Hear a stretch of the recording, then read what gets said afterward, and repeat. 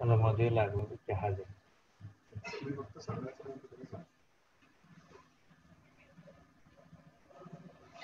नक्की करेल की चहा किंवा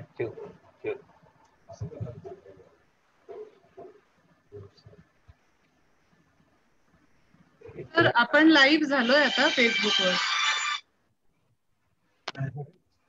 ठीक आहे. आणि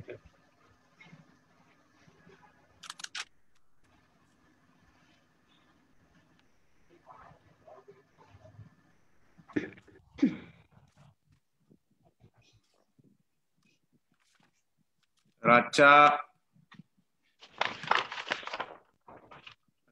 28 फेब्रुवारी, काल 27 फेब्रुवारी हा मराठी राजभाषा दिवस हा म्हणून साजरा केला जातो. कविवर्य कुसुमाग्रजांची जयंतीचा दिवस हा मराठी राजभाषा दिवस म्हणून साजरा केला जातो.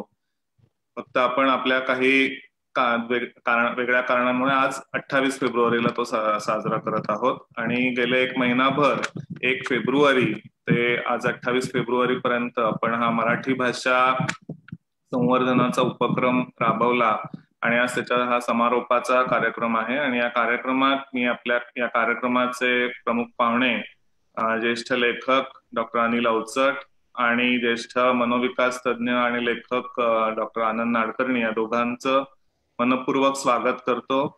आणि तसेच उपस्थित सगळ्या श्रोत्यांचं किंवा प्रेक्षकांचं सुद्धा मनापासून स्वागत करतो.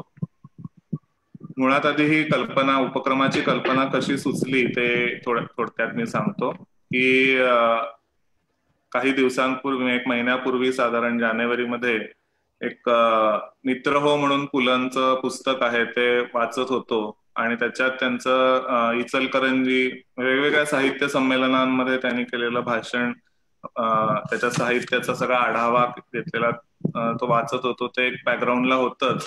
आणि त्याच वेळेला रोटरी क्लब, इथल्या डोंबिवलीच्या एका रोटरी क्लब मधल्या कार्यक्रमात मी सहभागी होतो. आणि त्याच्यात त्यांनी वेगवेगळ्या वयोगटातल्या लोकांची कविता, कथा याच्याविषयीची स्पर्धा घेतली होती. आणि त्याच्यात असं आढळून आलं होतं की 18 ते 40 वयोगटातल्या लोकांचा सहभाग हा त्या मानाने तेवढा कमी होता किंवा तेवढ्या कसदार त्यांच्या कथा किंवा कविता नव्हत्या. आणि ते 40च्या वरच्या लोकांच्या मात्र तशा होत्या असं परीक्षकांचं मत त्यांनी मांडलं. आणि त्याच्यामुळे मला अशी कल्पना सुचली की आपण काहीतरी या दृष्टीने थोडंसं एखादा उपक्रम राबवला तर चांगलं होईल. आणि तेव्हा मला अशी कल्पना सुचली की आपण सध्या सगळे ऑनलाईन असतो, टेक्नॉलॉजी या कोरोनाच्या काळापासून जास्त करून बरेचसे जण सगळे ऑनलाईन असतो, ऑनलाईन प्रोग्राम बघत असतो. तर कुठेतरी हा मराठी भाषा संवर्धन आणि ऑनलाईन असण्याचा एक संगम साधावा. आणि त्या दृष्टिकोनातून मग अशी कल्पना सुचली की ज्यांनी काही जणांनी स्वरचित कथा किंवा कविता किंवा मराठीतल्या मान्यवर लेखकांच्या, कवींच्या कथा, कविता त्यांचं वाचन आणि त्याचं सादरीकरण करावं आणि त्याचे व्हिडिओ मग आम्ही आमच्या फेसबुक पेजवर अपलोड करावेत. आणि त्याचा शुभारंभ आम्ही ज्येष्ठ लेखिका विनीता ऐनापुरे, ज्या मूळच्या डोंबिवलीकरच आहेत, त्यांच्या सादरीकरणाने केला होता. त्यांनी त्यांची एक कथा वाचून दाखवली होती. आणि त्यानंतर दर दिवशी व्हिडिओ येत गेले. सुरुवातीला दर दिवसाला एक व्हिडिओ आम्ही अपलोड करत होतो. नंतर हे प्रमाण वाढलं. मग दिवसाला 2 व्हिडिओ जवळजवळ अपलोड करावे लागले. नंतर गेल्या आठवड्यात ते सुरुवातीला 3 व्हिडिओ आणि आता गेल्या 2-3 दिवसात 4, 5, 6 व्हिडिओ सुद्धा अपलोड करावे लागले. इतका लोकांचा प्रतिसाद हा वाढत गेला की आत्ताही अजूनही 2-3 व्हिडिओ माझ्याकडे पेंडिंग आहेत की जे आत्ता आलेले आहेत आणि ते अपलोड करायचं आता वेळ मिळाला नाही मला, आता 2 तासापूर्वीच आल्यामुळे. आणि जवळजवळ 10 वर्षाच्या म्हणजे या संपूर्ण उपक्रमामध्ये 10 वर्षाच्या मुलांपासून ते 75 वर्षाच्या ज्येष्ठांपर्यंत सगळ्यांनी सहभाग घेतला. नागपूर, अमरावती सारख्या शहरांपासून ते बहारीन आणि अमेरिकेतल्या आमच्या मित्रांनी सुद्धा यामध्ये सहभाग घेतला. प्रत्येकाने स्वरचित कविता सादर केल्या, स्वरचित कथा सादर केली, एकाने तर विज्ञान कथा सादर केली. आणि योगायोगाने यावेळच्या साहित्य संमेलनाचे अध्यक्ष विज्ञान कथा लेखक आणि शास्त्रज्ञ जयंत नारळीकर आहेत, तशी एक विज्ञान कथाही सादर केली गेली. कित्येकाने स्वरचित ललित लेखांचं वाचन केलं, कथांचं वाचन केलं. काही लेख हे अध्यात्मावरचे सुद्धा होते, काही स्वप्नरंजनाचे होते. तर केशवसूत, कविवर्य बी, रेव्हरंड नारायण वामन टिळक, शांताबाई शेळके किंवा मंगेश पाडगावकर अशा मान्यवर कवींच्या कवितांचं सुद्धा कित्येकाने सादरीकरण केलं आणि ते सुंदर सुंदर व्हिडिओ तुम्हाला आमच्या फेसबुक पेजवर बघायला मिळतील. जणू काही एक महिनाभर मराठी भाषेचं एक ग्लोबल किंवा जागतिक असं साहित्य संमेलन सुरू असावं असं कुठेतरी वाटत होतं. फक्त त्याच्यात कोणताही भावनिक अभिनिवेश नव्हता. होतं ते फक्त मराठीवरचं प्रेमच दिसत होतं. आणि अमृताहुनी गोड अशा या आपल्या मराठीचा वाग्यज्ञोत्सव जणू काही हा साजरा होत होता. आणि या सगळ्या वाग्यज्ञाचा जो समारोप आहे तो समारोप करण्यासाठी आज आपण दोघे डॉक्टर अनिल अवचट आणि डॉक्टर आनंद नाडकर्णी उपस्थित आहात आणि तुमच्या उपस्थितीत हा समारोप होत आहे. हा जणू काही एक दुग्ध शर्करा योगच आहे असं म्हणता येईल. तर मराठी लोकांना तुमच्या दोघांच्या ऍक्च्युअली औपचारिक ओळखीची तशी गरज नाही, पण एक थोडक्यात एकेका 2-2 ओळीत तुमची ओळख करून देतो. डॉक्टर अनिल अवचट शिक्षणाने डॉक्टर, परंतु पेशाने मात्र त्यांनी अनेक पत्रकार, लेखक, सामाजिक कार्यकर्ते म्हणून जास्त कार्य केलेलं आहे. अनेक कार्यरत अमेरिका किंवा जनात मनात अशासारखी अक्षरांशी गप्पा अशासारखी अनेकविध पुस्तकं त्यांची प्रसिद्ध आहेत. त्याचबरोबर बासरी वादन, कोरीव काम, ओरिगामी या सगळ्या विविध क्षेत्रामध्ये अतिशय मनापासून रमणारे असे अवलिया म्हणजे डॉक्टर अनिल अवचट असं म्हणता येईल. आणि त्याचबरोबर मुक्तांगण व्यसनमुक्ती केंद्राच्या कार्यातही त्यांचा अतिशय महत्वाचा सहभाग आहेच. तर वेड्यांच्या डॉक्टर पासून शहाण्यांच्या सायकॅट्रिस्ट अशी मनोविकार तज्ञांची प्रतिमा निर्माण करण्यात त्यांचं अतिशय पायाभूत असं काम आहे असे मनोविकास तज्ञ म्हणजे डॉक्टर आनंद नाडकर्णी ही मानसिक आरोग्य क्षेत्राला पूर्णपणे समाजाभिमुख करणारे असं त्यांचं ते व्यक्तिमत्व आहे. त्यासाठी त्यांनी लेखनाचा फार महत्वाचा सहभाग आहे त्यांच्या लेखनाचा. अनेकविध साहित्य प्रकार त्याने हाताळलेले आहेत. त्यांची स्वभाव विभाव, विषाद योग सारखी अनेक मनोगती सारखी अनेक पुस्तकं प्रसिद्ध आहेत. त्याचबरोबर रंग माझा वेगळा किंवा जन्मरहस्य वगैरे सारखी अनेकविध पुरस्कार प्राप्त नाटकं आहेत. त्याचबरोबर हेही दिवस जातील नावाची त्यांची कादंबरी देखील प्रसिद्ध आहे आणि कविता संग्रह आता येऊ घातलेला आहे. आताच 5 मार्चला त्याचं प्रकाशन होणार आहे. तर त्याचबरोबर ते सुंदर चित्रकारही आहेत, संगीतही देतात, मुलाखतकारही आहेत. तर अशी बहुआयामी भूमिका, अतिशय सुंदर वेगवेगळ्या भूमिका निभावणारं हे दुसरं अवलिया व्यक्तिमत्व म्हणजे डॉक्टर आनंद नाडकर्णी आहेत. आणि आणखीन महत्वाची गोष्ट म्हणजे दोघही जण एकमेकांचे सुहृदही आहेत. त्याच्यामुळे आजच्या कार्यक्रमात रंगत येईल यात मला शंका नाही. तर आजचा आपला जो कार्यक्रम आहे तो सुरुवातीला या दोघांना मी आणि माझी सहकारी अदिती प्रभुघाटे कामत आम्ही दोघं मिळून या दोघांची मुलाखत घेऊ आणि त्यानंतर मुलाखतीनंतर दोघं आपापल्या काही साहित्य प्रकारांचं सादरीकरण करतील. तर पहिला प्रश्न तुम्हा दोघांनाही असा आहे की तुमच्यामध्ये भाषेची आवड कशी रुजली आणि तुम्ही दोघांनी ती कशी जोपासली आतापर्यंत. यामध्ये पहिले कोण बोलणार? बाबापासून सुरुवात. हा चालेल. नाही, भाषा ही असतेच ना आपल्याकडे. जन्मला पोरग जन्मलं की हळूहळू अनुकरण करायला लागतं. बाबा, काका, मामा असे शब्द उच्चारायला लागतं आणि एक भाषा हळूहळू अवगत होते. त्याला काही विशेष परिश्रम करावा लागत नाही, त्याला कुठला क्लास लावावा लागत नाही, कुठली परीक्षा घ्यावी लागत नाही, तो होतच असतं. आणि ते आपल्या आदिवासींच्या पासून ते सुरू झालं. जेव्हा शब्दच नव्हते तेव्हा काय असेल हे सुद्धा मला आश्चर्य वाटतं. शब्द नसतात तर काय असेल, पण आले शब्द, शब्द गुंफले गेले, त्याची भाषा तयार झाली, त्याची परत लिखित भाषा तयार झाली.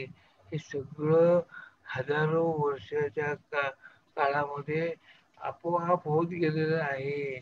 कोणी त्याच्या भाषा महर्षी नाही किंवा काही नाही, ते सगळं आपोआप झालेलं आहे. त्यामुळे अशी मी भाषा शिकलो.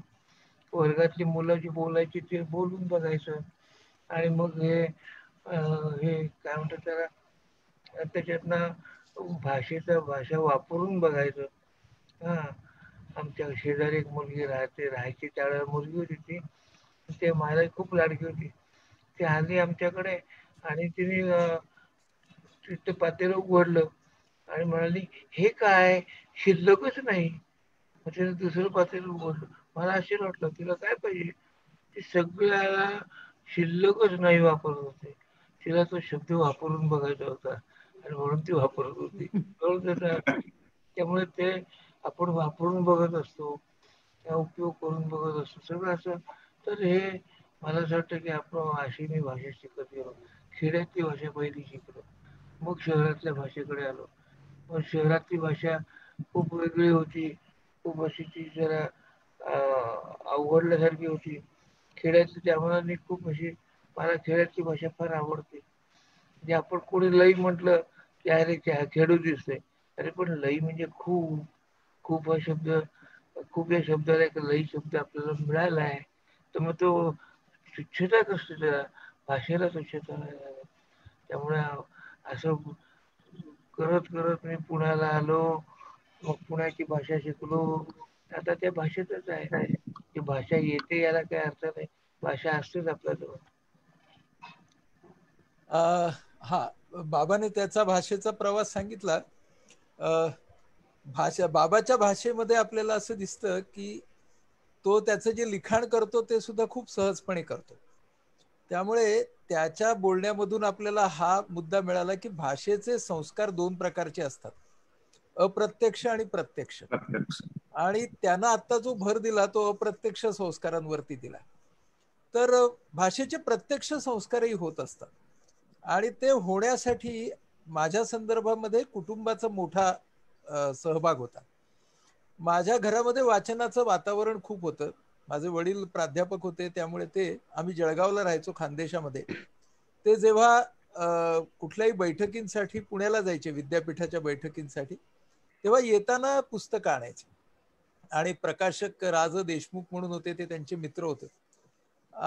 तर खूप सारी नवीन नवीन पुस्तकं आमच्याकडे यायची. आणि माझी बहीण आणि माझा भाऊ ते माझ्यापेक्षा 11-12 वर्षांनी मोठे होते. तर त्यांच्यासाठी जी पुस्तकं आली ती मला नंतर मिळाली, आणि त्याच्यात माझ्या पुस्तकाची भर पडली.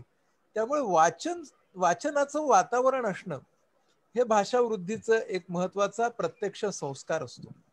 आणि त्याच्यानंतर वातावरण, ज्याचा उल्लेख बाबाने केला अप्रत्यक्ष मध्ये, पण तो प्रत्यक्ष मध्ये सुद्धा खूप होतो. वातावरणामध्ये तुम्ही ज्या ज्या लोकांशी भेटता, बोलता, त्या त्या प्रमाणात त्या त्या प्रकारची भाषा तुम्हाला कळत जाते. तेव्हा माझ्या बाबतीत असं झालं की जळगाव म्हणजे खानदेशी लहेजा सगळा. मग नंतर आम्ही मराठवाड्यात आंबेजोगाईला गेलो, तर आंबेजोगाईला पुन्हा मराठवाड्यामधली भाषा मराठी ती वेगळी. आम्ही मुळातले कोकणातले, गोव्याचे, त्यामुळे आमच्या घरातल्या मराठीला कोकणीचा आणि गोव्याचा असा एक सुगंध सुवास लागलेला. मग त्याच्यानंतर आम्ही मुंबईमध्ये आलो आणि मग ठाण्याला राहायला आलो. तर ह्या सगळ्या प्रवासामुळे असं झालं की भाषा आपल्याला भेटावी लागते. आणि भाषेच्या बरोबर जरी आपण जगत असलो तरी भाषा आपल्याला वाचनातून भेटते, भाषा आपल्याला संवादातून भेटते, भाषा आपल्याला साहित्यातून भेटते. म्हणून साहित्य हे भाषा भेटण्याचं खूप महत्वाचं माध्यम आहे. भाषा असतेच, पण जेव्हा तुम्हाला साहित्य आवडायला लागतं, तुम्ही वाचायला लागता, ऐकायला लागता, त्यावेळेला भाषा तुम्हाला भेटायला लागते, आणि भेटल्याशिवाय मैत्री होत नाही. म्हणून भाषेच्या संस्कारांमध्ये प्रत्यक्ष अप्रत्यक्ष असं होता होता भाषेबरोबर मैत्री जमायला लागते. मग त्याच वेळेला व्याकरण नावाची गोष्ट मध्ये येते आणि ती तुम्हाला हे बरोबर ते चूक असं सांगायला लागते. तर बाबा मला वाटतं माझ्याशी सहमत होईल की भाषेला व्याकरणाचं बंधन असावं पण व्याकरणाची भीती नसावी. तर मग व्याकरण येतं, पण त्याच वेळेला भाषेवरती प्रयोग करणारे साहित्यिक आपल्याला भेटतात. ते आपल्याला सांगतात की अरे भाषा कशी वळते, भाषेचं सौंदर्य कशा कशात आहे. त्याच वेळेला सामान्य माणसं आपल्याला भाषेचं सौष्ठव दाखवतात. म्हणजे बाबा मगाशी बोलला नाही, पण बाबाची आई म्हणजे आमची आजी, तर आजी ज्या पद्धतीने शब्द वापरायची, म्हणी वापरायची, तो सगळा पारंपरिक शहाणपणा जो होता त्याच्यातून सुद्धा भाषा आपल्याला भेटत असते. म्हणून आपलं मन हळूहळू भाषेसाठी मोकळं झालं तर भाषा आपल्याला प्रत्येक क्षणाला भेटत राहते.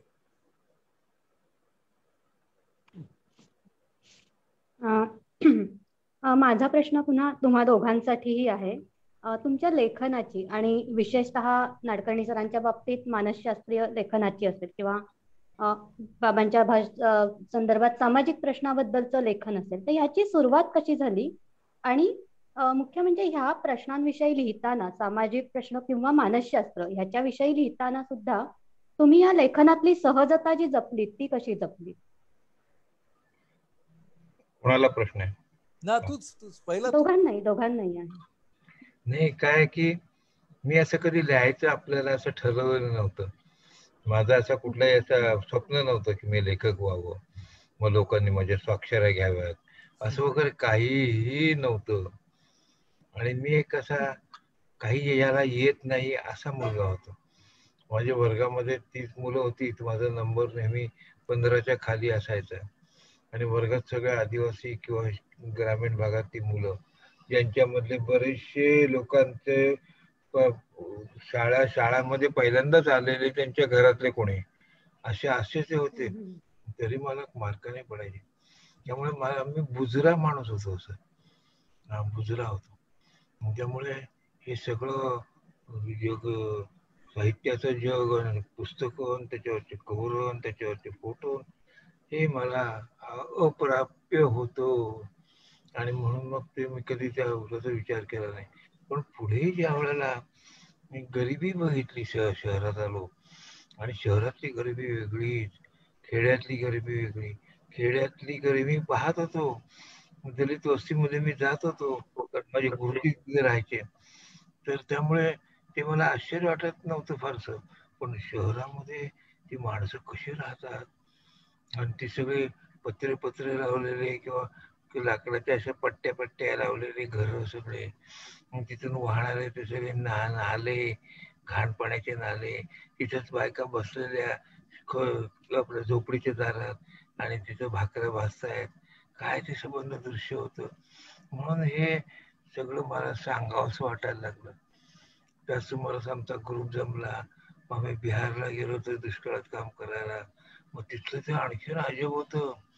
ते मुलं जी होती ना, ती फिरायची ग्राउंड मध्ये, आम्ही त्यांना 100-1000 लोकांचं अन्न शिजवून द्यायचो. तर ती सांगाडे फिरतायत असं वाटायचं. इतके कृश, एवढी कृशता मी कधी पाहिली नव्हती.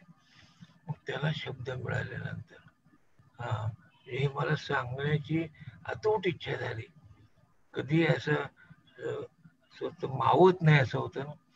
आणि आपल्या माणसाचं ते हेच आहे की हे मावत नाही, तर सांगितल्याशिवाय चैन पडत नाही. मग मी कशा रीतीने सांगणार, तर माझं काही कोणी ऐकायला येणार नाही किंवा मी भाषण करणार नाही, तर मी लिहिणार. म्हणून मी लिहायला लागलो, आणि ते लोकांना आवडायला लागलं, आणि मग त्याच्यातनं मी माझं लिखाण सुरू झालं. त्यामुळे मला असं काही लिखाणाची शैली नव्हती, कोणी असं गुरु नव्हता की असं की त्याच्या मार्गदर्शनाखाली मी काहीतरी असं नाही कधी. त्यामुळे लिहित गेलो, बाकी काही नाही. आणि समूह आसपास लोक होते, त्यांनी माझे छापायला सुरुवात केली, आणि मग काय चेकाळलाच घडी. मग लिहितच सुटलो. दलित अत्याचाराची मी बाबाढाव काम करायचो. आम्ही जायचो त्या गावी, कुठल्या मराठवाड्यातले, कुठल्याही विदर्भातले, आणि त्यांच्यावर माहिती घेऊन, त्यांची मुलाखती घेऊन, दलितांची, सवर्णांची, दोघांचे, आणि मग त्यांना मदत करायची, लिगल एड मिळवून द्यायची, आणि तरी सगळे निर्दोष सुटायचे. तर हे सगळं झाल्यावर त्याच्याविषयी लिहायला सुरुवात केली. आणि लोक म्हणायला लागले की हा रिपोर्टच आहे. म्हटलं असेल बुवा, मी काही गुन्हा नाही केलेला, एवढं मला पुरेस आहे की रिपोर्ट आहे का काय आहे का काय. मग कोणी म्हणलं की हे ललित लेखन आहे किंवा नाही. म्हटलं काही असेल हो, मी लिहितोय आणि ते कोणीतरी वाचतोय, मला एवढं पुरेस आहे. ते ललित लेखन आहे का आणखीन काही आहे की मला माहिती नाहीये, आणि मला त्याच्याशी कर्तव्यही नाही. कारण मला जे पाहतोय, ज्याने अस्वस्थ होतोय, ते मला लिहिता येते, आणि ते ज्याला वाचायचे त्याला वाचता येते, एवढी गोष्ट मला खूप पुरेशी आहे. आणि हे एका हृदयीचे दुसऱ्या हृदयी गेलं की काय होतं बघतो आपण. आणि म्हणून हे जे सगळे हे माणसं, त्यांचे दुःख, त्यांच्या दुःखाविषयी ज्यांनी वाचलं त्यांना वाटणारा एक कणाव म्हणूयात आपण अशी, हे सगळं मला विश्व माझ्या शब्दांनी दिलं. वा वा. अगदी सहजता हा तुमच्या लेखनाचा अगदी स्थायी भाव आहेच. आणि सहजपणे तुम्ही त्या सगळ्या लोकांच्या, ज्या ज्या लोकांना भेटलात, त्या लोकांच्या भावनांशी कुठेतरी तादात्म्य पावलात, आणि मग ते जे त्यांच्या भावना, त्यांचं जे काही जगणं होतं ते लोकांपर्यंत सहजपणे तुम्हाला पोहोचवावं असं वाटलं, आणि ते तुम्ही सहजपणे लिहित गेलात. त्यामुळे कुठेतरी सहजता हा मला वाटतं तुमच्या एक संपूर्ण जीवनाचा आणि लेखनाचा एक स्थायी भाव आहे असं म्हणता येईल. अद्वैत, हा, जरा मला वाटतं बाकीच्या सगळ्यांनी जरा आपापले माईक्स ऑफ ठेवा, कारण मध्ये खूप प्रॉब्लेम येतोय. बाबाच्या बाबतीमध्ये 2 मुद्दे आहेत त्याने जे आता मांडले, त्याचं थोडं एक्सटेन्शन म्हणून सांगता येईल आपल्याला. एक म्हणजे त्याच्या जगण्यामधली सहजता सुद्धा त्याच्या लिखाणामध्ये उतरते. म्हणून एका अर्थानं त्याचं जगणं आणि त्याचं लिखाण या 2 गोष्टी वेगळ्याच नाहीयेत. आणि त्यातला जो प्रांजळपणा आहे तो त्याच्या जगण्यातून आलेला आहे. म्हणजे त्याच्या लिखाणामध्ये कुठलाच अभिनिवेश नाही किंवा असण्याची गरजही नाही, कारण तो जसं अनुभवतो तसं तो लिहितो. आणि दुसरी गोष्ट त्याच्या बाबतीतली अशी आहे की त्याच्या सानिध्यात आता 31-32 वर्ष राहिल्यामुळे त्याची एक निरीक्षण करण्याची पद्धत आहे. आणि त्या निरीक्षण करण्याच्या पद्धतीमध्ये तो जिथे जातो त्या वातावरणाचा एक भाग बनून जातो. म्हणजे अनेक वेळेला मी असं बघितलंय की तो जिथं अभ्यास करण्यासाठी गेलाय तिकडच्या लोकांना, त्या वातावरणाला काही काळानंतर हा माणूस तिथं आहे याचंच भान राहत नाही, आणि त्याच्यामुळं तो वास्तवाच्या खूप जवळ जातो. आणि म्हणून त्याच्या समोर जेव्हा लोक बोलतात तेव्हा खूप वेळेला ते पोज न करता बोलतात. आणि तो जो मुद्दा आहे तो त्याच्या लिखाणातला फार महत्वाचा मुद्दा आहे. त्याने जे सगळं अभ्यासपूर्ण लिखाण केलंय बरं का. म्हणजे आपल्याला नेहमी असं वाटतं की अभ्यास हा फक्त पुस्तकं वाचून, संदर्भ घेऊन करता येतो. बाबाचा अभ्यास हा खूप प्रॅक्टिकल स्वरूपाचा अभ्यास आहे. बाबाचा अभ्यास हा भटकंतीचा अभ्यास आहे. पण त्या भटकंतीच्या मध्ये ज्याप्रमाणे समाज मनाचे पापुद्रे, तो हळूहळू ते पापुद्रे आतमध्ये घेत गेला, आणि त्यामधून त्याची स्वतःची दृष्टी, त्या निरीक्षणामधून एका बाजूने प्रगल्भ विचाराच्या दृष्टीने, जरी ते विचार त्याने मिरवले नाहीत तरी, पण दुसऱ्या बाजूला ज्याला आपण एम्पॅथी म्हणतो, आस्था, ती एम्पॅथी त्याच्या प्रत्येक लिखाणामध्ये, सामाजिक लिखाणाच्या मध्ये, ललित लिखाणाच्या मध्ये आहे. आणि त्या दृष्टीनं एम्पॅथिक लिखाण असणं म्हणजे एका वेळेला प्रश्न मांडताना त्या प्रश्नाची दाहकता सुद्धा मांडणं, त्याचबरोबर तो स्वतः व्यक्ती म्हणून भावनेने हलून गेलेला पण असणं, आणि तरीही तो त्या भावनेच्या प्रवाहामध्ये वाहून न जाता तो रिपोर्टाज लिहितो. तर आपण बघितलं काठावरती बसून तर हे भयंकर कॉम्प्लेक्स आहे. हे सगळं तो कसं जमवत असेल असं आपल्याला वाटतं. पण तो ते सहजपणे जमवतो. त्याचं कारण असं की ती सहजता हा त्याच्या जगण्याचाच उपजत भाव आहे म्हणून. तर हे बाबाच्या बाबतीतले काही मुद्दे. आता आदिती, तू जो प्रश्न विचारलास त्याची संगती थोडी माझ्या प्रवासाशी लावतो. माझ्या बाबतीमध्ये असं झालं की मी मेडिकलला येणं आणि माझा लेखन प्रवास सुरू होणं या दोन्ही गोष्टी खूप एकत्रितपणे आल्या. त्यामुळं मी जेव्हा लिहायला सुरुवात केली तेव्हा मी त्या आमच्या GS मेडिकल कॉलेजच्या कॅम्पसमध्येच होतो. तर माझं जे पहिलं नाटक, पहिली एकांकिका मी जी लिहिली ती कुष्ठरोगावरती लिहिली आणि कुष्ठरोगाचे मनोसामाजिक संदर्भ हे त्याच्यामध्ये होते.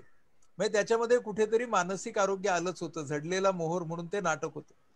तर आंतर महाविद्यालयीन नाट्य स्पर्धांमध्ये ती एकांकिका खूप गाजली. पुढच्या वर्षीची जी एकांकिका मी लिहिली ती होमोसेक्शुअलिटीवरची होती 78 साली. त्यामुळे तो त्या काळाच्या दृष्टीनं खूपच क्रांतिकारक प्रयोग होता.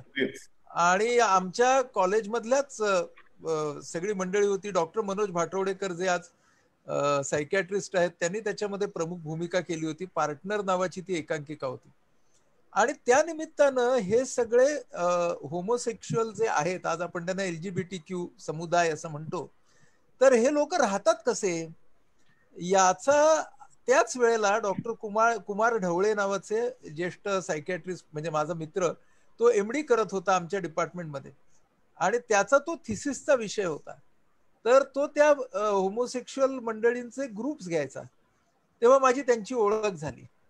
मग तेव्हा मला कळलं की अरे सायकॅट्री मध्ये काय काय आहे. आणि मग मनाचा सेकंड थर्ड MBBS मध्येच कल असा चालला होता की बाबा आपण या मानसिक आरोग्याच्या क्षेत्राकडे जावं, सायकॅट्रीमध्ये MD करावं. त्यामुळे मग लेखन प्रवास आणि सायकॅट्रीचा प्रवास हा एकत्रितपणे सुरू झाला.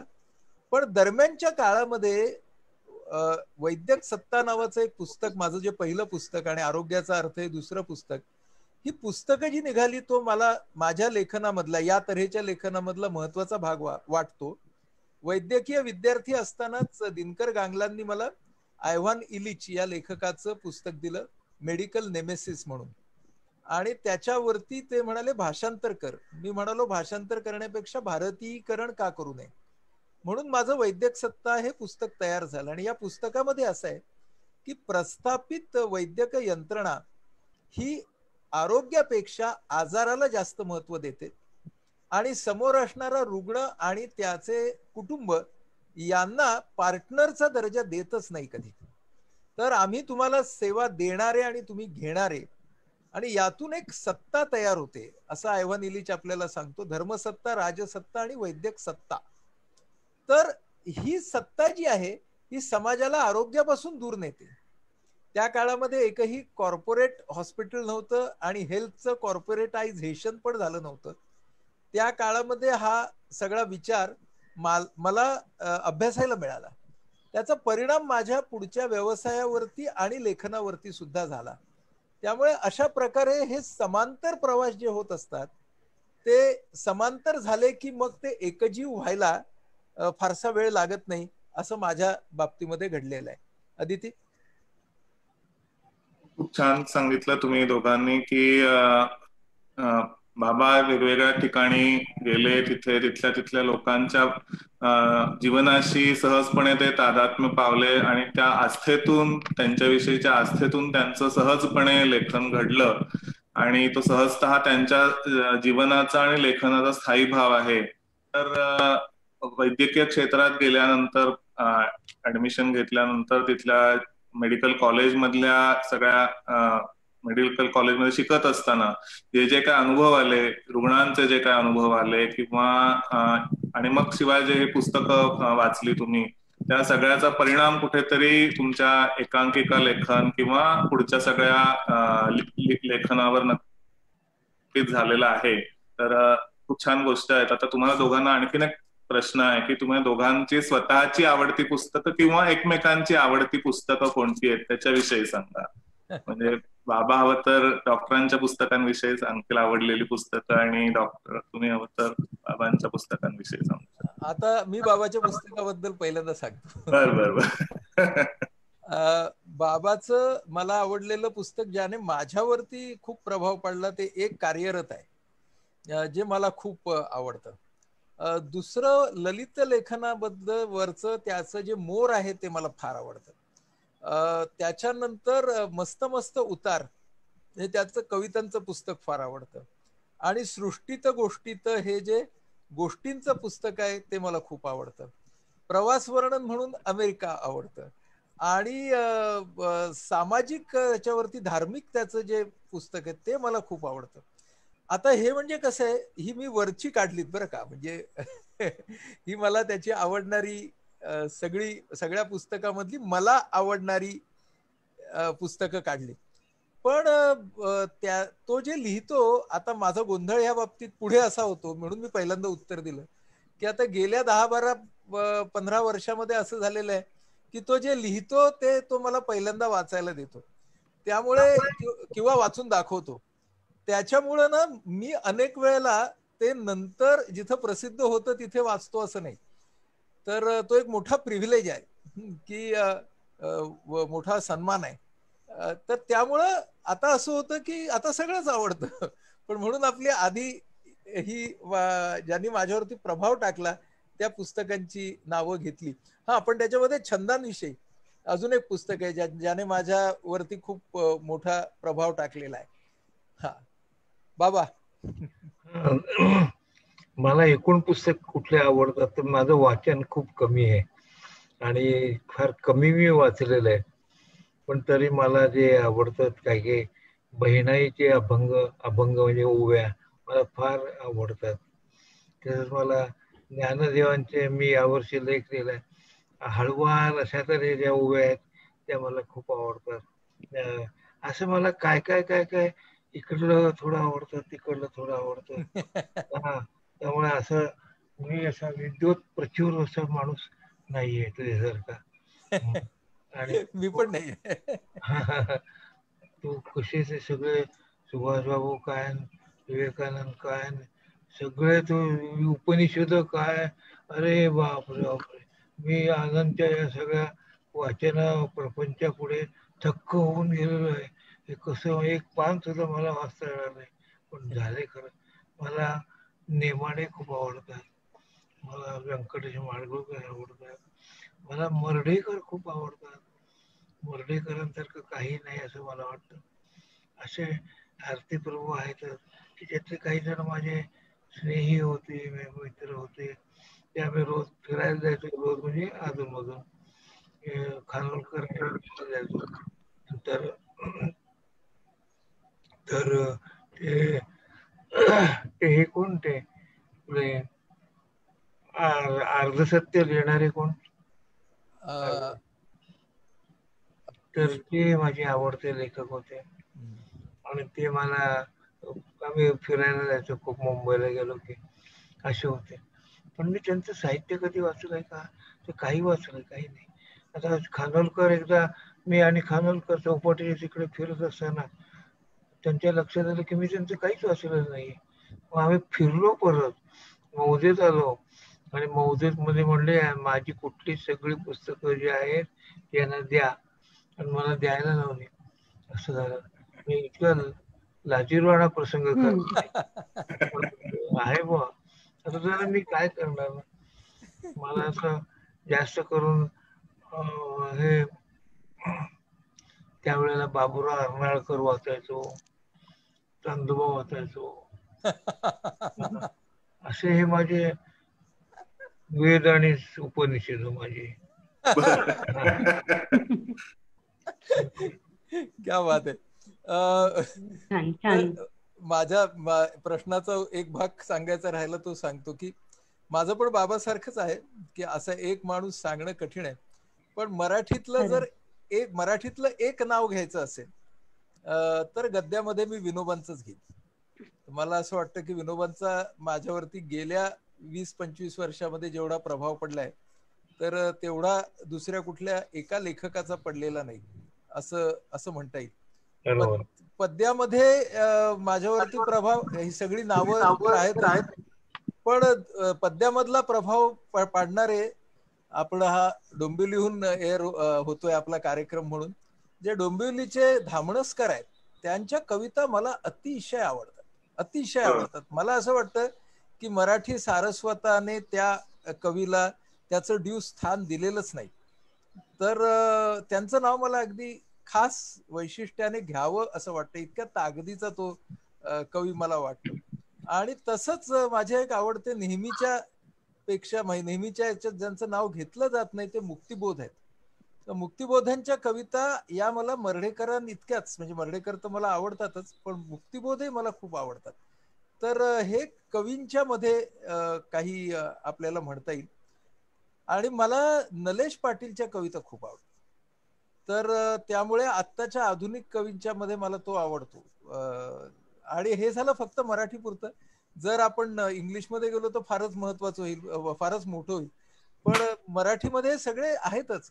काय असतं, बाबा म्हणाला ते खरं आहे की किती वाचावं, काय काय आवडावं, शेवटी आपल्याला मर्यादा आहेत, त्याच्यामध्येच आपण बोलावं. खूप छान. म्हणजे दोघांचंही वेगवेगळ्या पद्धतीचं वाचन, वेगवेगळ्या पद्धतीच्या लेखकांचा, त्या पुस्तकांचा प्रभाव तुमच्या दोघांवरही पडलेला आहे. आणि त्यातून जसं मगाशी सुरुवातीला तुम्ही म्हणाल की वाचन संस्कृती ही आपली भाषा घडवत जाते, तशा वैविध्यपूर्ण वाचनाने कदाचित तुमची भाषा ही आणखीन समृद्ध झालेली आहे. पुढचा प्रश्न अदिती विचारेल. हो हो. म्हणजे खरं आहे, जसं डॉक्टर म्हणाले तसं नाडकर्णी सरांच्या पण पुस्तकांमध्ये सुद्धा वारंवार त्यांच्या वाचनाबद्दलचा उल्लेख येतच असतो. तर मला सर तुम्हालाच पुढचा प्रश्न आहे नाडकर्णी सरांना, की तुम्ही खूप विविध साहित्य प्रकार तुम्ही हाताळले आहात. म्हणजे नाटक संहिता तुम्ही लिहिल्या आहात, किंवा आता सायकोलॉजी विषयी तर आपलं लेखन आहेच तुमचं. तर ह्या सगळ्यामध्ये भाषा शैलीत कसा फरक पडत गेला, किंवा ह्या सगळ्यांमध्ये भाषा शैलीत तुम्हाला काय फरक वाटतो त्याबद्दल जरा सांगाल का? काय असतं, प्रत्येक साहित्य प्रकाराचा एक स्वतःचा असा एक पिंड असतो. म्हणजे नाटक मी लिहितो तेव्हा नाटक आपल्याला दिसतं, आणि दिसतं ते त्या स्टेजच्या परिप्रेक्षात, प्रोसिनियमच्या परिप्रेक्षामध्ये दिसतं. म्हणजे आता आपल्या ऑडियन्समध्ये मी प्रदीप वेलणकर पाहतोय, ज्याने माझ्या नाटकात काम केलेलं आहे. तर नाटक जेव्हा आपल्या समोर येतं तेव्हा ते दृश्य स्वरूपामधलंच असतं. मग अर्थातच ना, ती पात्रच ती भाषा बोलतात, म्हणजे ती लेखकाच्या द्वारे बोलतात, पण ती पात्रच बोलत असतात. तर ललित लिखाणाच्या मध्ये तुम्ही जितकं कमी बोलाल आणि पात्र तुम्हाला सापडलं, तो माणूस तुमच्या मेंदूमध्ये जागा झाला आणि तुमच्या मेंदूमध्ये राहायला लागला की नंतर तो माणूसच बोलत असतो. आणि मग त्याला मात्र एक पाळायला लागतं की आपली भाषा त्याला द्यायची नाही, त्याला त्याच्या भाषेत बोलू द्यायचं. असं आपल्याला ललित लिखाणामध्ये करावं लागतं. पण जे प्रबोधनात्मक लिखाण आहे, जे वैचारिक लिखाण आहे, तर त्यामध्ये जी शैली आहे ती आपण सुटसुटीत कशी करू.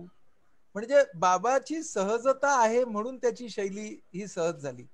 माझ्या बाबतीमध्ये प्रबोधन हा हेतू असल्यामुळे समाजापर्यंत पोहोचवताना ते फार जड न होता कसं पोहोचवता येईल, कारण ते जर जड झालं तर ते समाजापर्यंत पोहोचणार नाही.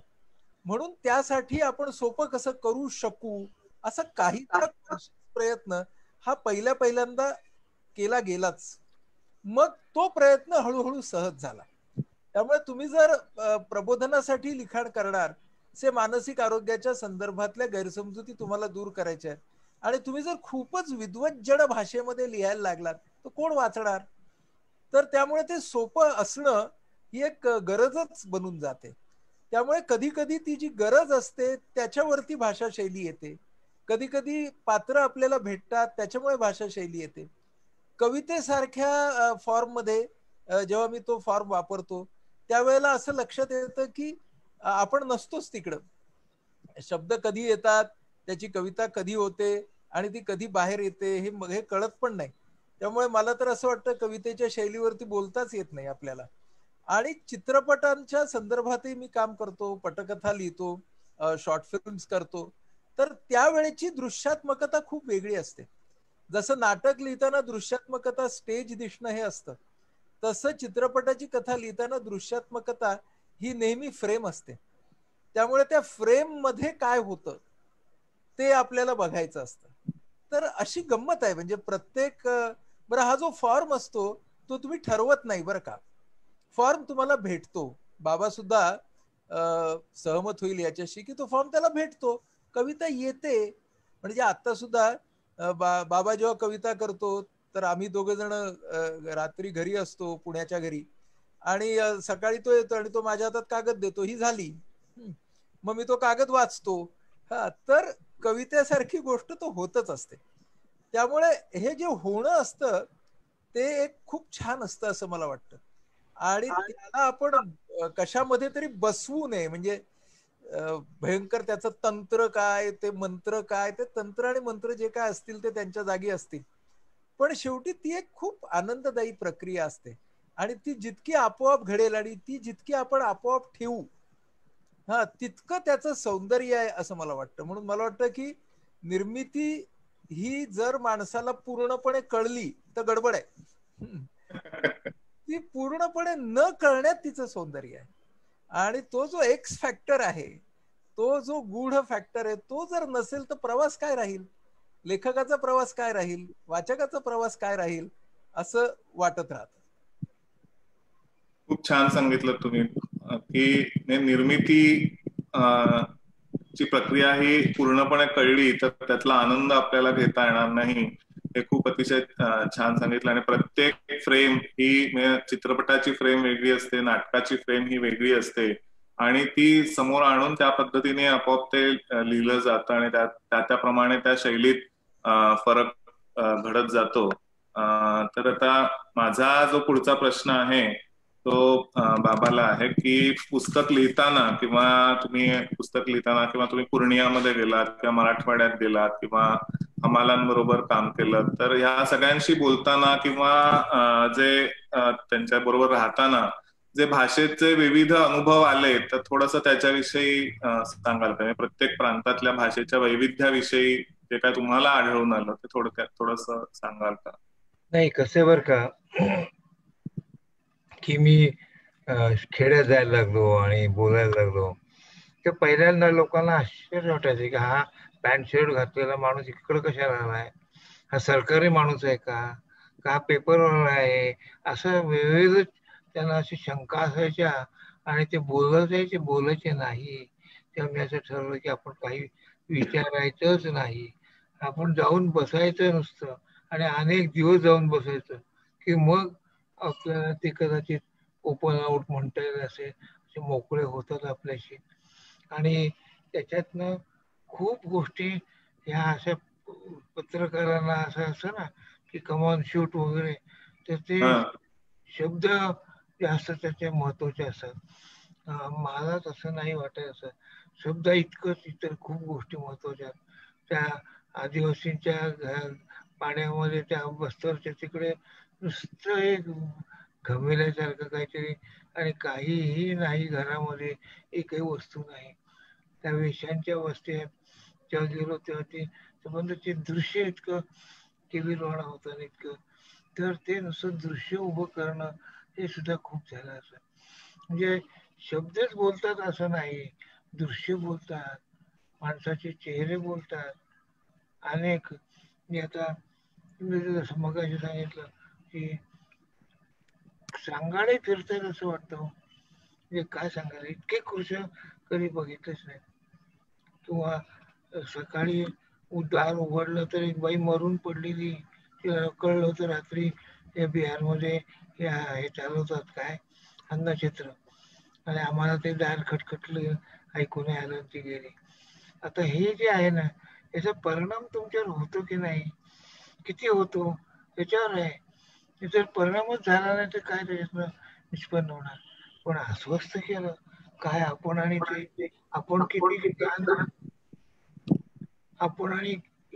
किती अन्न खातो, गरज नसेल तितकं खातो, नंतर हे किती टाकून देतो, हे सगळं जर तुमच्या मनात आलं नाही तर तो प्रसंग वाया गेला. त्या प्रसंगाची बोच जर समजा तुम्हाला बसली नाही तर तुम्ही काय देणार त्याच्यावर. म्हणून ते तुमच्या मनातलं भाषा वगैरे सगळं आहे, छानच आहे, पण तुमचं मन रिॲक्ट कसं होतं, ते मन हालतं की नाही ते त्याच्यावर आहे सगळं. तसं म्हणून आता बिहारमध्ये गेलो, तिथली भाषा आहे, तिथली भाषा छान अशी म्हणजे खेडूत भाषा अशी फार छान होते. ते वा लावायचे प्रत्येका, बसवाया तिकट वा निघालाया, असं वा असायला जायचं. मला मजा वाटायची. तर हे सगळं जे काही भाषेचं जे हे आहे ना, पुढे मग मी वाचायला लागलो हिंदी. फणीश्वरनाथ रेणू म्हणून लेखक आहेत, ते त्या पूर्णिया जिल्ह्यातलेच आहेत, जिथं मी काम करत होतो. त्यांची ती भाषा, त्यांचे ते शब्द, हे सगळं मला ओळखीचे वाटायला लागले. तर त्याच्यामुळे भाषा ही आपलीशी होते, त्यामुळे ती जास्त खोलवर आपल्याला घेऊन जाते आणि त्याच्या खूप आपल्याला आतले अर्थ सांगायला लागते, असं मला वाटतं. तिथे राहताना तिथले जे अनुभव आले, अनुभवापेक्षा त्यांच्या देहबोलीतून किंवा त्यांच्या तिथल्या पूर्ण घरातल्या चित्रातून, ती चित्र म्हणजे घरातलं वास्तव चित्र हे जणू काही तुम्हाला बरंच काही सांगून गेलं. बऱ्याचदा काही ती माणसं बोलली नसतील, पण त्यांचं राहणं आणि त्यांचं घरातलं वातावरण हेही बऱ्याच काही गोष्टी तुम्हाला सांगून गेलं आणि त्याच्यातून कुठेतरी ती भाषा पण तुम्ही आपोआप शिकलात किंवा तिथल्या लेखकांचं पुस्तक वाचल्यानंतर आणखीन ती भाषा कळली. हा प्रवास खूपच छान होता. आता पुढचा प्रश्न आदिती विचारा. हो हो. अनिल अवचट सरांनाच पुढचा प्रश्न आहे माझा बाबांना. तुमच्या मध्ये पण एका मुलाखतीत, जसं आता तुम्ही भाषेच्या वैविध्याबद्दल थोडंसं बोललात, आधीच्या पण एका मुलाखतीत मी ऐकलं होतं की ओतूरहून जेव्हा तुम्ही पुण्यात आलात तेव्हा कशी भाषा तुमच्यासाठी बदलली. पण आता मला अजून एक विचारायचं आहे की तुम्ही अशा अनेक ठिकाणी फिरला आहात तुमच्या पुस्तकांच्या निमित्ताने, खूप प्रकारच्या लोकांना तुम्ही भेटलात. मग हे करताना जसं आता तुम्ही सांगत होतात की तुमचा पेहराव किंवा या गोष्टींमुळे कधी कधी त्यांना वाटायचं की कोण आलंय किंवा काय, तर तुमच्या शहरी भाषा आणि बोली भाषा ह्याच्यामुळे संवाद साधताना किंवा त्या लोकांना मोकळं करताना काही अडचणी आल्या का, आणि त्या तुम्ही त्याच्यावर आणखीन कशा प्रकारे मात केली, संवाद साधण्यासाठी आणखीन काय केलं? मी मुलाखती घेतो असं माझ्या बहिणीला, कॅनडातल्या बहिणीला कळलं आणि तिने मला छोटासा टेप रेकॉर्डर पाठवून दिला. अलीकडे सगळे कॉमन झालेत, पण त्यावेळेस नवीन होता. मी टेप रेकॉर्डर काढणं शक्य नव्हतं, कारण त्यांची बोलतीच बंद व्हायची. त्यामुळे हे लिखाण मी लिहून घेणं काय किंवा ते टेप करून घेणं काय, हे सगळं आमच्या या खेडूत लोकांच्या बाबतीमध्ये बाद होतं. ते त्यांना भयच वाटायचं त्याचं काही. मी नंतर पुण्याच्या अपूर्वही लिहिलं, तिथं त्याचे सगळे गाणे भाजणारे ते असे भट्ट्या होते. तर त्या लोकांच्याकडे चित्रकारांना घेऊन गेलो. पहिल्यांदा मी गेलो, त्यांच्याशी बोललो, त्यांच्यावर लिहिलं सगळं. फोटोग्राफर ते होते, जे वसंत सर होते, ते कॅमेरा काढला. तर हे लगेच आमचे सगळे मित्र घाबरले. म्हणजे मला म्हणाले, म्हणजे तसं काही नाही आहे ना.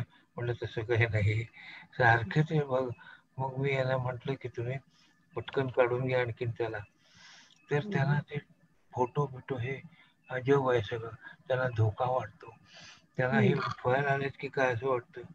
त्यामुळे अस्तित्व हे इतकं इतकं धोक्याचं आहे, इतकं. तर त्यामुळे त्यांना ते सगळं दुसरीकडनं माणूस आला तरी त्यांना ते काहीतरी शंका वाटते किंवा भय वाटतं. म्हणून हे मी जेव्हा पोतूरून आलो तेव्हा ही सगळी शहरी दुनिया पाहून थक्क झालो होतो. माझ्या वर्गात मॉडर्न हायस्कूलमध्ये इतकी स्थूल मुलं होती की अशी एवढी मुलांनी एवढं स्थूल असणं हे माहितीच नव्हतं मला. नंतर किती काय काय काय त्यांचे हेल वेगळे होते, ऑयला असं काहीतरी ते बोलायचे आणि ते मला कधी कळायचे नाही. सुजलेली अशी मुलं मला तिथं पाहायला मिळाली. त्यामुळे नुसतं भाषेचं नाविन्य नाही, तर दिसण्याचं नाविन्य असतं, त्यांच्या शब्दांचं नाविन्य असतं, त्यांचे हेल काढण्याचं नाविन्य असतं. आणि मग ते आपण करत नाही म्हणून आपल्याला ते हसतात.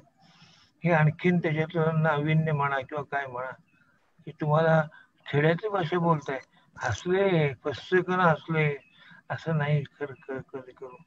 खेड्यातला असो त्याच्यातला असो की तो माणूस आहे आणि तो काहीतरी सांगू पाहतोय ते आपण ऐकूयात की हे काय आपण नाही करू शकत. म्हणून मला असं नेहमी आश्चर्य वाटतं की ते खेड्यातले शब्द जे असतात ते आपण स्वीकारले पाहिजेत. जसं मग असे लई शब्दाचं सांगितलं तसं अनेक शब्द आहेत असे की जे मी वापरतो आणि ज्याची मला कधी खंत वाटली नाही. त्यामुळे हे मला अजब वाटतं शहर म्हणजे इथं निरनिराळ्या तऱ्हेचे लोक येतात, त्यांच्या भाषा एकत्र होतात, त्या एकत्र मिसळतात. कमाल आहे सगळं.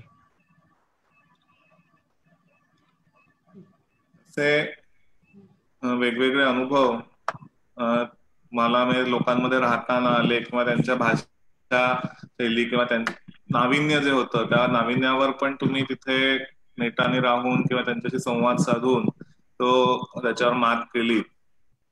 तर तुमचं जे पुस्तक आहे त्याच्यात तुमच्या अक्षरांशी पण गप्पा आहेत किंवा अगदी गवताच्या काडीपासून ते पंख्यापर्यंत सर्वांच्याच गोष्टी तुम्ही त्याच्यात लिहिलेल्या आहेत. तर या सगळ्यांशी गप्पा मारण्याची सुरुवात ही कशी झाली आणि ते तुम्ही कशा मारल्यात गप्पा ते पण ऐकायला आम्हाला आवडेल. काय माहिती नाही कशा गप्पा सुरू झाल्या, त्या झाल्या, त्या होतच असतात ना. म्हणजे मला माणूस माझ्या शेजारी बसला प्रवासात तर मला गप्पा मारल्याशिवाय चैन पडतच नाही. मी असं गप्प बसून असा पुणेरी माणसासारखा किंवा कुठल्याही शहरी माणसासारखा गप्प गप्प बसू शकत नाही. हा, काय कुठलं तुम्ही काय करता, मुलं किती, ती कुठे असतात. आता मग कोण म्हणाले काय करायचंय व सांबार चौकशी. आता सांबार म्हटल्यावर कोणाला राग येईल, पण ते म्हणतात व सांबार चौकशी तर ते म्हणजे उगाचच केलेल्या चौकशी आहेत त्या. तर तसं नाही. त्याच्यामध्ये माणसाची जोडलेला बंध आहे आणि त्याच्यातनं काहीतरी निष्पन्न होऊ शकतं. आणि किती छान आहे हे. 2 माणसं 3 तास बसले पुणे मुंबई आणि काहीही न बोलता होतं नाही. त्याच्यापेक्षा 3 तास भरपूर गप्पा मारल्यात आणि मग उतरले. त्याच्यामध्ये काय समृद्ध जास्त होतो माणसाला. त्याने विचारलं पाहिजे, चौकशी केली पाहिजे, एखादी ओळख सांगितली पाहिजे. हे तर काहीतरी माणसांमध्ये असं संपर्क सुरू होतो. त्यामुळे मला असं कोणाशी संपर्क करावा असं कधी आवर्जून कधी वाटलं नाही. ते होतोच, त्याच्यामधनं तो पुढे काहीतरी निष्पन्न होतच हे मला वाटतं. कोणत्याही वस्तूशी किंवा माणसाशी एक सतत तुम्हाला संवाद साधावा वाटतो, गप्प बसवत नाही आणि त्या गप्प न बसण्याच्या आणि सतत संवाद साधण्याच्या तुमच्या इच्छाशक्तीमुळे. काय बोलता तुम्ही, काय बोलत होतात ना? नाही, ती खोडच आहे ना. खोड ओके, खोड आहे ती, त्या खोडीमुळे असेल. पण त्याच्यामुळे कदाचित ही सगळी अशा विविध विषयांवरची म्हणजे अक्षरांशी गप्पा आणि वगैरे असे जी पुस्तकं आहेत ती त्याच्यातनं कुठेतरी त्यांची निर्मिती झाली असं म्हणता येईल. आता पुढचा प्रश्न अदिती विचार. हो, नाडकर्णी सरांना प्रश्न आहे पुढचा. तुमच्या मितुले आणि रसाळ पुस्तकात सर तुम्ही परडा वक्ता ते प्रांजळ निरूपण हा तुमचा प्रवास तुम्ही मांडलाय. तर त्याविषयी थोडस आमच्या श्रोत्यांना सांगाल का? आणि त्यामध्ये संवाद शैली कशी बदलत गेली आणि हे मितुलेपण आणि रसाळपण हे त्या संवादात कसं येत गेलं याविषयी थोडं सांगा. म्यूट आहे सर. अनम्यूट करा.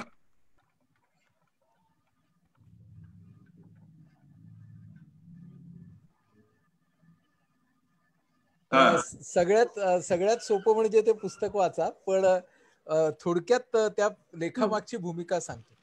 काय असतं, आपल्याकडे वक्तृत्व या नावाची जी कला आहे तर त्याच्यामध्ये ना एक ठराविक ठाशीव असा तशीच एक पद्धत रूढ मानलेली आहे आणि त्याच्यामध्ये कधी कधी संवादाला कमी महत्व येतं आणि मग तो फरडा वक्ता होतो. मग तो सुभाषित म्हणतो, मग तो वेगवेगळी वचनं सांगतो, मग ती पाठांतराची स्पर्धा पण असते. म्हणजे मग त्या वक्तृत्वामध्ये जितकी उद्धृत अवतरण तो माणूस सगळ्यात जास्त देईल तितका तो छान वक्ता, असं सगळं म्हणायची आपल्याकडे पद्धत पडलेली आहे. आणि त्या सगळ्या पद्धतीमधूनच माझं वक्तृत्व तयार झालं. ते स्पर्धा जिंकण्यासाठीच तयार झालं. ते सगळ्या महाविद्यालयांमध्ये असताना वादविवाद स्पर्धा वगैरे ह्या सगळ्यामधून ते तयार झालं. आणि मग मला हळूहळू कळायला लागलं, ते कळायला लागलं. त्या लेखात सुद्धा मी म्हटलंय, ते कळायला लागलं त्याच्या मागे दोघांचं ऋण आहे. एक बाबाचं ऋण आहे आणि एक अभयदादा म्हणजे डॉक्टर अभय बंग यांचं ऋण आहे. आणि या दोघांच्या वरती माझी संवाद शैली नंतर नंतर या दोघांना बघता बघता बदलत गेली. त्यामुळे त्या बाबतीतले माझे दोन रोल मॉडेल्स आहेत संवादाच्या बाबतीतले, एक बाबा आहे आणि दुसरा अभयदादा आहे. आणि महत्वाची गोष्ट त्याच्यात काय झाली की तुम्हाला संवाद साधायचा आहे, तुम्हाला तुमचं ज्ञान, तुमचं वक्तृत्व, तुमचं त्या विषयावरचं प्रभुत्व जे काय असेल ते काही दाखवायचं नाहीये. आणि तुम्हाला संवाद साधायचा आहे, जे तुम्हाला माहिती आहे ते शेअर करायचंय. आणि शेअर करणं ही फार महत्वाची गोष्ट आहे संवादामध्ये. आणि ते करत असताना ना मी भयंकर वाचलेलं आहे. मी काय मानसिक आरोग्य क्षेत्रामधला फारच गाढा पंडित आहे. आणि आता ऐका बरं का लोक हो वगैरे असं आपण काहीतरी एक पोज घ्यावी आणि सांगावं, याच्यातला फोलपणा मला हळूहळू कळत गेला. की आपल्याला सांगायचं तर आहे, लोकांनी ऐकावं असंही आपल्याला वाटत आहे, पण आपला संवाद हा लोकांसमवेत असणं ही गोष्ट फार महत्वाची. आणि तो सोबत असणं, सह असणं, याच्यासाठी कसली गरज आहे, तर वक्ता आणि श्रोता हे दोघे जण एका पातळीवरती आले पाहिजे. आणि श्रोता आपल्याला ऐकायला आलाय, म्हणजे ज्ञानेश्वरांपासून सगळ्यांनी म्हटलंय की श्रोता आपल्याला ऐकायला आलाय आणि श्रोता आपल्याला अर्थ देतोय. श्रोता नसेल तर वक्त्याला कोण बोलवणार आहे. त्यामुळे श्रोत्याची ही महत्ता ध्यानात घेऊन आपण ज्या वेळेला संवाद साधतो तेव्हा त्याच्यामध्ये आपोआप एक प्रांजळपणा येतो. म्हणून त्याला प्रांजळ निरूपण असं म्हटलंय. आणि निरूपण याचा अर्थच असा आहे की discovering or exploring the dimension of that theme, त्याला आपण निरूपण म्हणतो. की प्रत्येक विषयाची वेगवेगळी परिमाणं असतात. ती परिमाणं, ते डायमेन्शन्स, त्या मिती आपण लोकांच्या समोर उलगडून दाखवायच्या आहेत, त्या लोकांसह उलगडून दाखवायच्या आहेत, त्याला आपण निरूपण म्हणतो. त्यामुळे हा जो प्रवास झाला माझ्या बाबतीमध्ये, तर तो हळूहळू होत गेला. तो काही प्रमाणात खूप कॉन्शियसली होत गेला. की पुन्हा कसं असतं की तू पण आता मानसिक आरोग्य क्षेत्रातच काम करते, त्यामुळे तुला माहिती आहे ही गोष्ट की लोक आपल्याकडे जेव्हा सल्ला मागायला येतात तेव्हा आपली एक सवयच बनून जाते की आला माणूस की दे सल्ला. तर तो जो म्हणजे जर कोणी सायकोलॉजिस्ट वरती पिक्चर काढला तर त्याचं नाव दे सल्ला, असंच ठेवायला हरकत नाही. तर त्यामुळे आता सल्ला देण्याची जी काही सवय आपल्याला लागून राहिलेली असते, तर ती मग आपल्या वक्तृत्वामध्ये पण येते ना. कारण लोक पण तिकडे या विषयावरती सांगा बरं, ते आपल्याला परिचयामध्येच दम भरतात की या विषयावरचे यांचे मौलिक विचार वगैरे आता तुम्हाला ऐकायचे आहेत. तर ह्या सगळ्याकडे कानाडोळा करून आपल्याला व्यक्त व्हायचंय, त्या व्यक्त होण्याचं माध्यम म्हणून मंडळी आपल्या समोर बसलेली आहेत. आपल्याला जे कळलंय ते अतिशय प्रामाणिकपणे आपण समोरच्या माणसाच्या पर्यंत पोचवावं. हे करत असताना वेळेचं, मुद्द्याचं, या सगळ्याचं अवधान बाळगणं ही गोष्ट महत्वाची आहे. त्यामुळे तेवढं तंत्र आपण डोक्यात ठेवावं. आणि तेवढं तंत्र आपण डोक्यात ठेवलं की आपल्या एका संवादाची लांबी किती असावी, फार बोर व्हायच्या आत आपण थांबावं, इतके आपल्याला गोष्टी कळल्या, तेवढा शहाणपणा बेसिक आपल्याकडे असला तर उरलेला मग तो संवाद असतो, तो कुठलंही पोझिंग न करता जास्त चांगला होतो, असं माझ्या हळूहळू ध्यानात आलं. आणि त्यामुळे मग ती संवादाची शैली बदलली. खूप छान सांगितलं डॉक्टर तुम्ही की अतिशय म्हणजे मुद्द्यांचं भान, वेळेचं भान आणि त्याचबरोबर समोर बसलेल्या श्रोत्यांचंही भान ठेवून आपण प्रांजळपणे जर आपले मुद्दे मांडलेत किंवा तर ते नक्कीच या हृदयीचं त्या हृदयी जे म्हणतात तसं ते पोहोचू शकतं. आता माझा जो पुढचा प्रश्न आहे तो तुम्हाला दोघांनाही आहे की बदलत्या पिढीबरोबर भाषेचं स्वरूपही थोडस बदलत चाललेलं आहे, तर संवाद साधताना किंवा त्यांच्याशी बोलताना किंवा शैलीमध्ये काही बदल करावे लागतात का, लागले का मी तुम्हाला? मी त्याच्यावरती असं म्हणेन, मी रोजच नवीन पिढीबरोबर बोलत असतो. कारण माझ्या सुदैवाने नवीन पिढीमधल्या तरुणींच्या बरोबर माझा खूप संवाद असतो या न त्या कारणाने. त्याच्यामध्ये अनेक आपले उपक्रम पण आहेत आणि समाजात सुद्धा. तर माझ्या असं लक्षात आलेलं आहे की आमच्या सारख्या मंडळींनी किंवा जे स्वतःला आता वयाने थोडे ज्येष्ठ झालेत म्हणून त्यांना काय माहिती असायला पाहिजे, तर नवीन पिढीचे जे संदर्भ आहेत ना ते माहिती असायला पाहिजे. आणि नवीन पिढीचे संदर्भ जर आपल्याला माहिती नसतील तर आपण संवाद नाही साधू शकत. तर खूप वेळेला ज्येष्ठ मंडळी ही नवीन पिढीचे संदर्भ नाकारतात आणि ते नेहमी ना आमचे संदर्भ यांना का माहिती नाहीत. म्हणजे फॉर एक्झाम्पल की आजकालच्या मुलांना मराठी साहित्य का आवडत नाही याच्याविषयी आपण बोलतो, पण त्याच वेळेला अनेक मुलं जी आज इंग्रजी साहित्य, इंग्रजी कला या सगळ्याच्या मागे आहेत, ती काय आहेत, ते संगीत आपण किती समजून घेतो. म्हणून मला नेहमी असं वाटतं की त्यांचे संदर्भ आपण समजून घेतल्याशिवाय आपले संदर्भ त्यांनी समजून घ्यावेत असा हट्ट आपण का बरं धरावा. आणि म्हणून तरुण पिढीशी बोलत असताना मी नेहमी त्यांचे संदर्भ समजून घेण्याचा प्रयत्न करतो.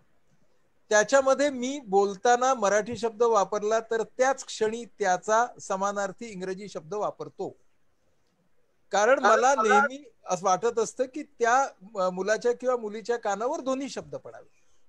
मग त्यासाठी मला काय बाबा ह्यांना मराठी शब्द कळतच नाहीत असं का म्हणून आपण तक्रार करायची. बोलताना आता मी सुद्धा तुमच्याशी बोलताना तुमच्या लक्षात येईल की मी डायमेन्शन शब्द वापरल्यावरती परिमाण, मिती हे मराठी शब्द वापरलेच. बरोबर. तर हे आपल्याला जाणीवपूर्वक केल्याशिवाय हे शब्द म्हणजे त्याचा अर्थ इंग्रजीमध्ये तो हे कसं कळणार समोरच्या मुलांना. मग त्याच्यासाठी आपण आपलं भाषिक कौशल्य वाढवायला पाहिजे का नाही, की आपण नेहमी म्हणणार ह्यांचं मराठीवरती प्रेम नाही, ह्यांचं मराठीवरती प्रेम नाही. त्यामुळे मला नेहमी असं वाटतं की त्यांचे संदर्भ डोक्यात घेऊन, आणि बरं खास करून मध्यमवर्गीय उच्च मध्यमवर्गीय घरांच्या मध्ये आम्हीच आमच्या मुलांना म्हणजे ग्लोबलायझेशन कडे नेलं किंवा ग्लोबलायझेशन आमच्या घरात आलं.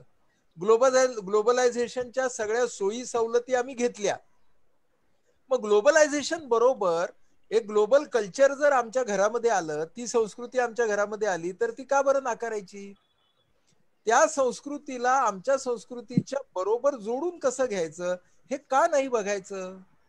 हा हा एक मुद्दा. दुसरा मुद्दा जो भाषेच्या संदर्भात आहे की बऱ्याच वेळेला अगदी माझ्या घरापासून अनेक घरांपर्यंत अशी अनेक मुलं आणि मुली मी पाहतो की ज्यांचं मराठीचं वाचन कमी आहे, पण मी अशी अनेक मुलं आणि मुली पाहतो की ज्यांचं इंग्रजीचं वाचन खूप चांगलं आहे.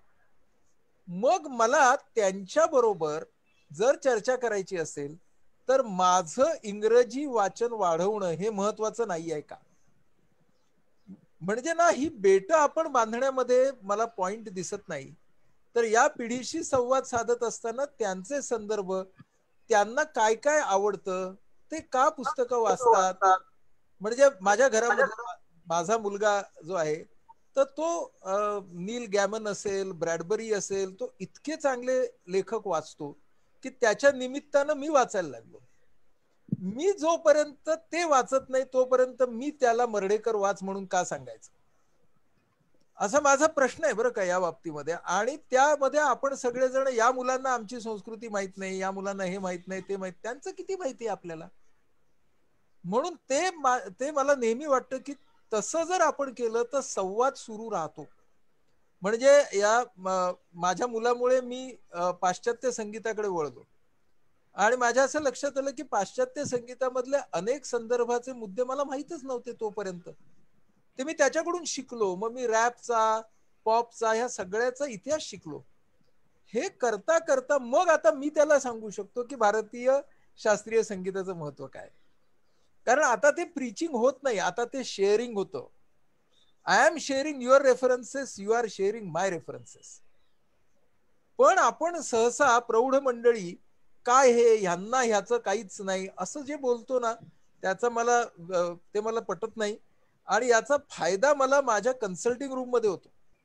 आज जेव्हा मुंबई पुण्यामधली 17-18 वर्षाची मुलं मुली माझ्या समोर येतात, मी त्यांच्या टी शर्ट वरनं ओळखतो याच्या आवडी काय आहेत. मग मी तिथपासून बोलायला सुरुवात करतो त्याच्याशी. तो 10 मिनिटांमध्ये स्वतःच्या आई वडिलांच्याकडे अशा नजरेने बघतो की अशी पण माणसं आहेत बघा जगात, काहीतरी सुधारा.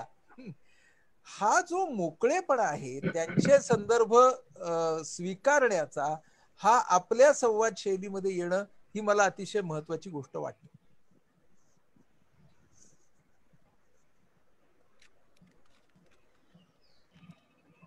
मला काही सांगायचंय बाबा? नाही, कारण हे कोणी काय करावं हे मी एक मिनिट, हे मी कधी कोणाला सांगितलं नाही. आणि वन पेशंटला सुद्धा दारू पिऊ नकोस असं कधी सांगितलं नाही. पण त्यामुळे माझ्यामध्ये या तरुण पिढीने काय करावं हे माझ्या मनात येणं शक्य नाही. पण आनंद काम करतोय, चांगली गोष्ट आहे, त्याचं मला महत्व पटतंय. पण माझ्याकडे तरुण पिढी थोडीशी येते ओरिगामीच्या निमित्ताने. ओरिगामी शिकायला येते, ओरिगामीचे कॉम्प्लेक्स मॉडेल शिकायला येते. नंतर कधी म्हणजे सगळं माझ्यामध्ये असलेल्या कला शिकण्यासाठी काही मुलं येतात, हे मला बरं वाटतं. नंतर मला निसर्गाची आवड आहे, निसर्गाचं पर्यावरण मला, त्याच्यामुळे त्याच्यामध्ये खूप मुलांना इंटरेस्ट असतो. ते जे महाजन सरांच्या बरोबर मी जंगल बघायला जायचो, तेव्हा बरीचशी तरुण मुलं अशी यायची की ते इंग्रजी बोलणारी होती, पण आमच्या मैत्रीमध्ये त्यांनी बाधा आली नाही. नंतर मी असे वेगवेगळ्या विषयांवर लिहिलेले आहेत की अगदी किडा मुंगी पक्षी, शरीर आपलं, रक्त, असं सगळं माझं पुस्तकच आहे त्याच्यात. ते त्यांना इंटरेस्टिंग वाटतं. त्याच्यातलं काही जर समजा मी रेफरन्स दिलं, आणखीन सांगा मला म्हणतात ते. त्यामुळे हेही एक माझं त्यांच्याशी असलेलं थोडंसं नातं आहे, आणि या पलीकडे काही नाही. की आपण समोरच्याची भाषा आपण अवगत केली किंवा त्यांची आवड आपण अभ्यासली किंवा केली तर आपण नक्कीच त्यांच्याशी चांगला संवाद साधू शकतो, आणि मग तेही कदाचित आपली भाषा आणि आपली शैली हे आत्मसात करू शकतात किंवा त्याच्याकडे आस्थेने बघू शकतात. हे आहे तर असं तुमच्या दोघांच्या बोलण्यातून मला जाणवलं. पुढचा प्रश्न. हो, माझा प्रश्न पुन्हा आता दोघांनाही आहे तुम्हाला, की माणसाच्या मानसिक विकासामध्ये भाषेचं आणि त्यातल्या त्यात सुद्धा मातृभाषेचं महत्व काय आहे, आणि ह्याबाबत तुमचा एक व्यक्ती म्हणून आणि एक पालक म्हणून तुमचा काय अनुभव आहे, याबद्दल सांगाल का? की तुम्ही स्वतः काय कसं करत गेलात मुलांसाठी तुमच्या, किंवा तुमची जडणघडण ह्याविषयी. बाबा तू कर सुरुवात. नाही, आम्ही काही गावाबाहेर राहत होतो, जवळपास 13 किलोमीटर, आणि त्यामुळे आमच्या जीवनावर प्रयोग करायला आम्ही मोकळे होतो. घरच्यांचं दडपण नव्हतं, त्यामुळे मुलींना आम्ही मराठी माध्यमात घालायचं ठरवलं. त्यात सुद्धा त्या झोपडपट्टीतल्या शाळेत जातील असं बघितलं, कारण ही सगळी मुलं त्यांना त्यांचे मित्र वाटले पाहिजेत, त्यांच्याविषयी तुच्छता भाव नको, म्हणून त्यांना झोपडपट्टीतल्या शाळेत घातलं, मराठी माध्यमाचे. तर त्यामुळे त्यांच्यावर चांगला हे झाला परिणाम. आज मुक्तांगण सांभाळते, तर तऱ्हेचे लोक तिच्या समोर येतात, त्या प्रत्येकाला ती ताई वाटते. हे मला असं वाटतं की आमच्या त्यावेळच्या प्रयोगाचं यश आहे. आणि ही यशो असंच आहे की तिला एपिलिप्सीचा त्रास होता, आणि मग नंतर त्याच्यातनं बरी झाली. नंतर त्यांनी त्यांच्यासाठी ऍक्टिव्हिटी सुरू केली. तर त्या खेड्यातली मुलं, खेड्यातली माणसं भेटायला येतात, त्यांना ती छान रीतीने समजावते. त्यांना कसं समजायचं हे तिला कसं कळलं, हे तिच्या त्या शिक्षणाच्या बॅकग्राऊंड मधनं कळलं. म्हणजे तिला आपण कोणीतरी आहोत हे वाटतच नाही. आपण सगळेजण मिळून एका प्रश्नात अडकलेलो आहोत, सगळे मिळून आपल्याला या प्रश्नात सुटका करून घ्यायची. म्हणून मुलींना आम्ही त्या शाळेमध्ये वाढवलं, हे बरं झालं असं आता वाटतंय. मला थोडं या बाबतीमधली भूमिका माझी अशी आहे की मला वाटतं आत्ताचा काळ आणि म्हणजे यशो आणि मुक्ता ज्या काळामध्ये होत्या तो काळ, ह्याच्यामध्ये खूप फरक पडलाय. नक्की. आज मला असं वाटतं मुलांच्या शिक्षणामध्ये शाळेचा दृष्टिकोन हा किती बालकेंद्रित आहे हा मी जास्त महत्वाचा मुद्दा मानतो. कारण शाळेचा दृष्टिकोन बालकेंद्रित असला तर मग ती शाळा भाषेच्या पलीकडे जाऊनचे संस्कार देऊ शकते. म्हणून बालकेंद्रित दृष्टिकोन असलेली मराठी माध्यमाची शाळा असेल तर ती नक्की घ्यावी. बालकेंद्रित दृष्टिकोन असलेली इंग्रजी माध्यमाची शाळा असेल तरी ती घ्यावी. कारण बालकेंद्रित दृष्टिकोन हाच व्यापक दृष्टिकोन आहे. त्यामुळे तिथं भाषा कोणती असली तरी सर्व भाषांचा सन्मान केला जाईल.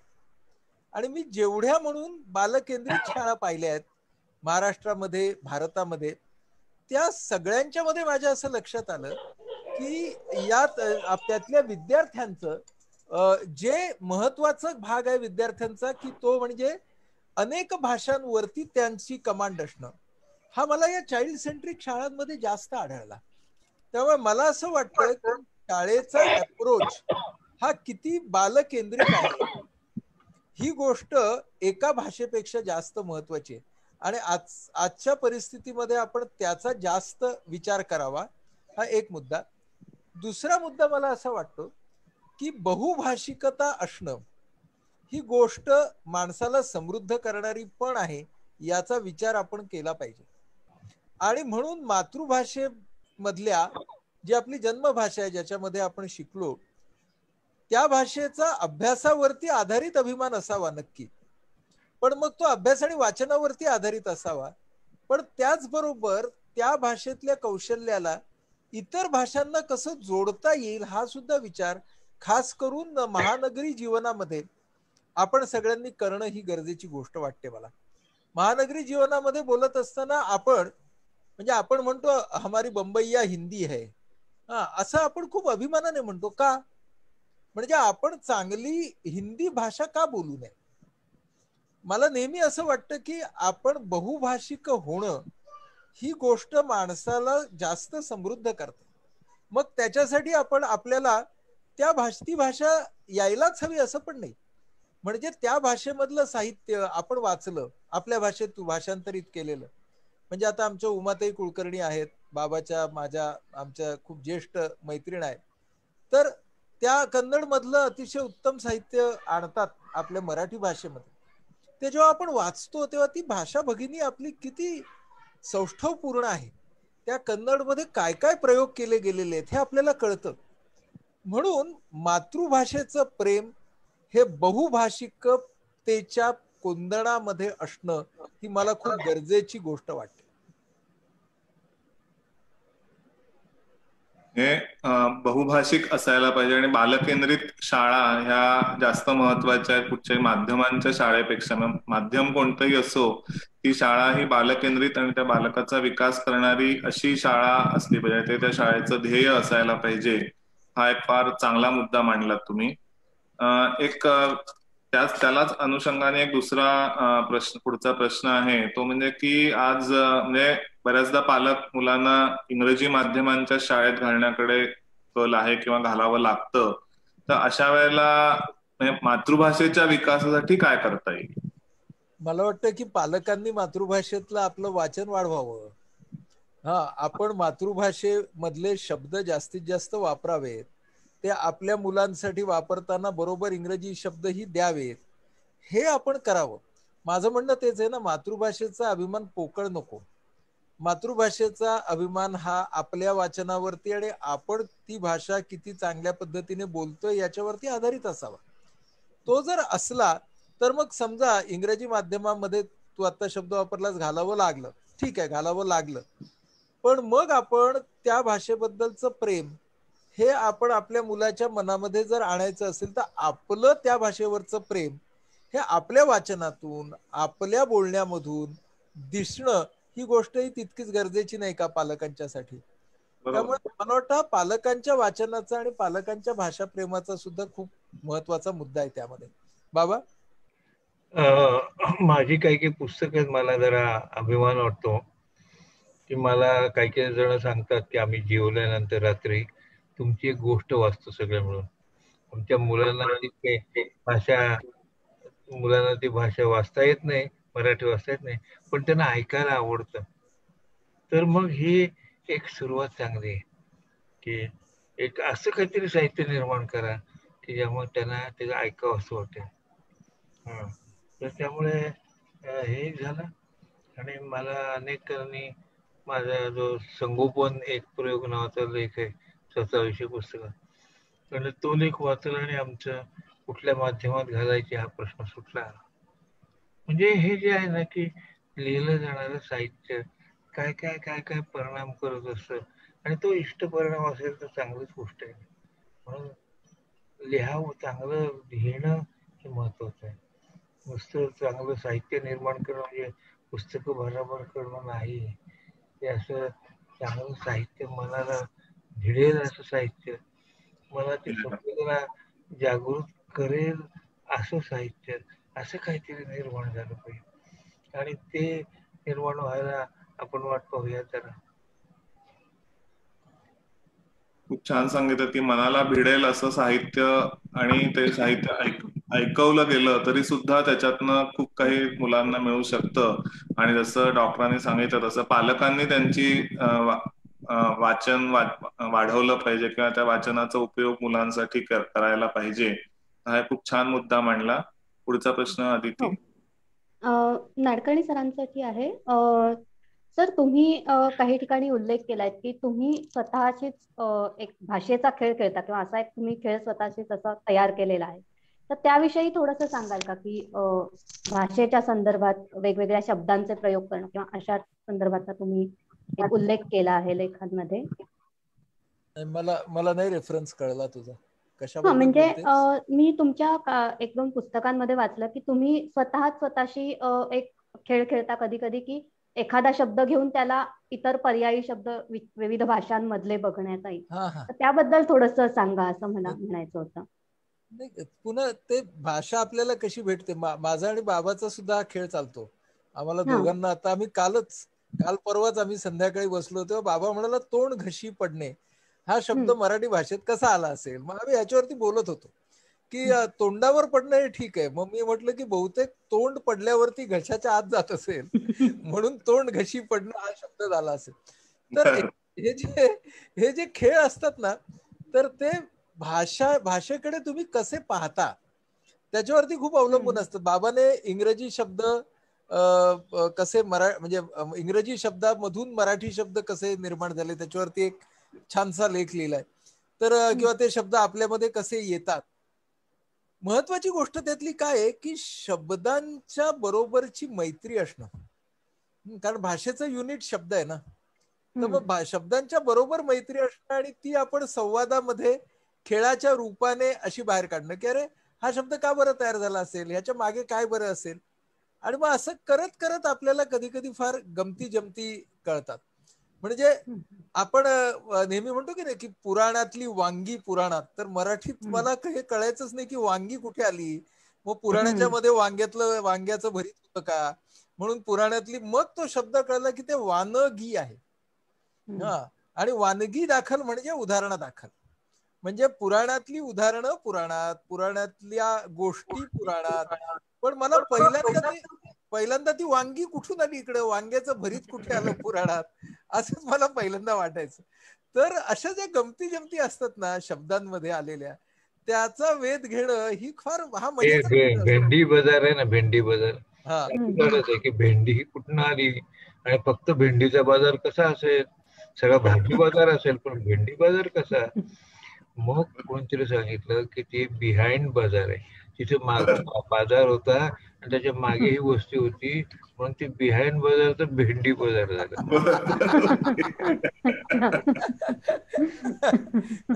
तर आता याच्यासाठी हे असं कुतूहल लागतं बरं का. आणि त्यामुळं असं आम्ही बऱ्याच वेळेला मी आणि बाबा खेळत असतो अशा तऱ्हेचे खेळ की ज्याच्यामधून आपल्याला कळतं की हा शब्द का निर्माण झाला. मग आपल्याला वांगी भेंडी अशा गमती जमती कळायला लागतात. मला वाटतं पालकांसाठी सुद्धा हे खूप छान आहे. म्हणजे की हाही एक प्रयोग पालक करू शकतात घरामध्ये, किंवा हा एक खेळ सगळे मिळून घरात खेळू शकतात. की जसा आपला मगाचा जो प्रश्न होता त्या संदर्भात जरी विचार केला तरी. सर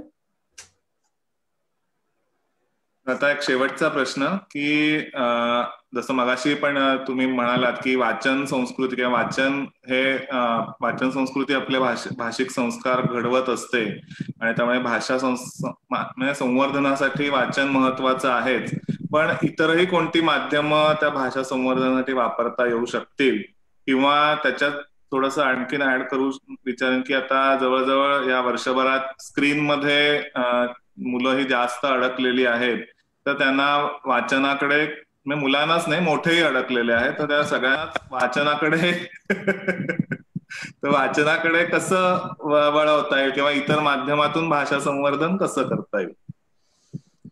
म्हणजे मला असं वाटतं बाबाने मगाशी एक खूप चांगला उपाय सांगितला की श्रवण हा भाषेसाठी आता वाचना इतकाच महत्वाचा मुद्दा झालेला आहे आणि आताच्या या संस्कृतीमध्ये श्रवण संस्कृती तयार करणं. शेवटी एक लक्षात घ्या, आपली सगळी परंपरा ही मौखिक परंपरा होती, हे विसरून चालणार नाही. बरोबर. मध्ये हा छापलेला आणि लिहिलेला शब्द आला, पण आपल्या मौखिक परंपरेचं आणि श्रवण संस्कृतीचं आता नव्याने संवर्धन करण्याची वेळ आलेली आहे. कारण मंडळी आता खूप ऐकतात, मग त्यांना आपण चांगल्या भाषेतलं का ऐकवू नये. म्हणजे आतापर्यंत आपण संगीतच ऐकवायचो, पण आता गद्य ऐकवायला काय हरकत आहे. आणि खूप वेळेला असं होतं, लोक मॉर्निंग वॉकला जाताना कामं करत असताना ऐकतात. त्यामुळे भाषेच्या संवर्धनासाठी आता वाचनाबरोबरच ऐकण्याचे खूप नवीन नवीन प्रयोग, जे आता बघा ना ऑडिओ बुक्स आहेत, त्यामुळे आता आपण ऐकायला लागलेलोच आहोत. आणि आपली परंपरा ही मुळात ऐकण्याची आणि ऐकवण्याचीच आहे. आपल्याला वेळच नव्हता आता ऐकवायला आणि ऐकायला, या कोरोना काळामध्ये तो वेळ मिळाला म्हणून लोक ऐकायला लागली. दुसरा मुद्दा मला असं वाटतो की आपल्याला ऐकणं आणि पाहणं आणि त्याच्यातून शब्दांकडे कसं जाता येईल.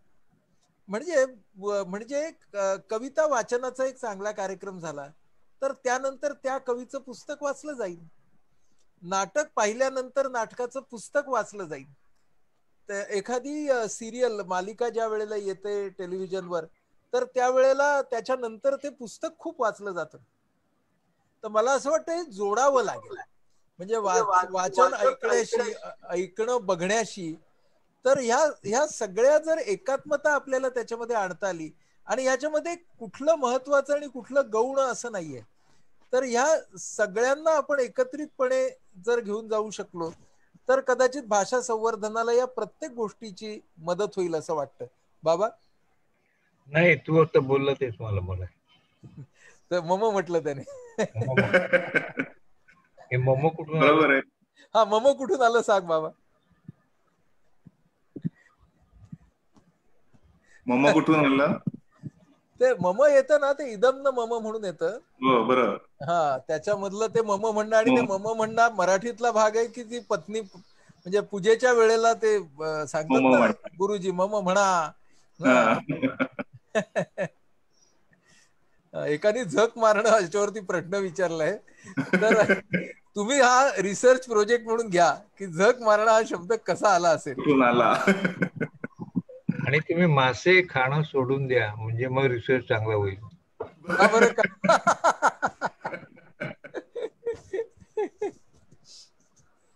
तर अतिशय खूप रंगतदार अशी आपली मुलाखत झाली की वाचन संस्कृती बरोबरच आता श्रवण संस्कृती ही सुद्धा खूप महत्वाची, किंवा किंबहुना श्रवण हीच आपली परंपरा होती आणि ती पुन्हा आपल्याला विकसित करायला पाहिजे आहे, आणि ती आता ऑडिओ बुक्स किंवा स्टोरीटेल ऍप या सगळ्या माध्यमातून थोडी विकसित व्हायला लागलेली आहेच. आणि त्यामुळे श्रवण आणि दृश्य आणि श्रवण आणि असा सगळ्याचा एकत्रित मिलाप साधून ही कदाचित भाषा संवर्धनासाठी त्याचा उपयोग करता येईल. हे अतिशय खूप छान पद्धतीने तुम्ही सांगितलं. तर आता आपला पुढचा जो भाग आहे की तुमच्या आपापल्या काही साहित्य प्रकारांचं तुम्ही सादरीकरण करावं. तर पहिले कोण करत? बाबा तुम्ही करता? हो, बाबाला काय करायचं? तुझ्या बाबा छोटी गोष्ट असेल तर गोष्ट वाच, नाही तर कविता वाचून दाखव 2-3. माळ ओघळू न गेली, माळ ओघळू न गेली, विखरून गेले मणी, हाती उरे फक्त धागा, वात वळतो दिव्याची. अरे वा. वा वा वा वा, वा वा. क्या बात आहे, क्या बात आहे. अजून एक बाबा. थांबवा एक मिनिट.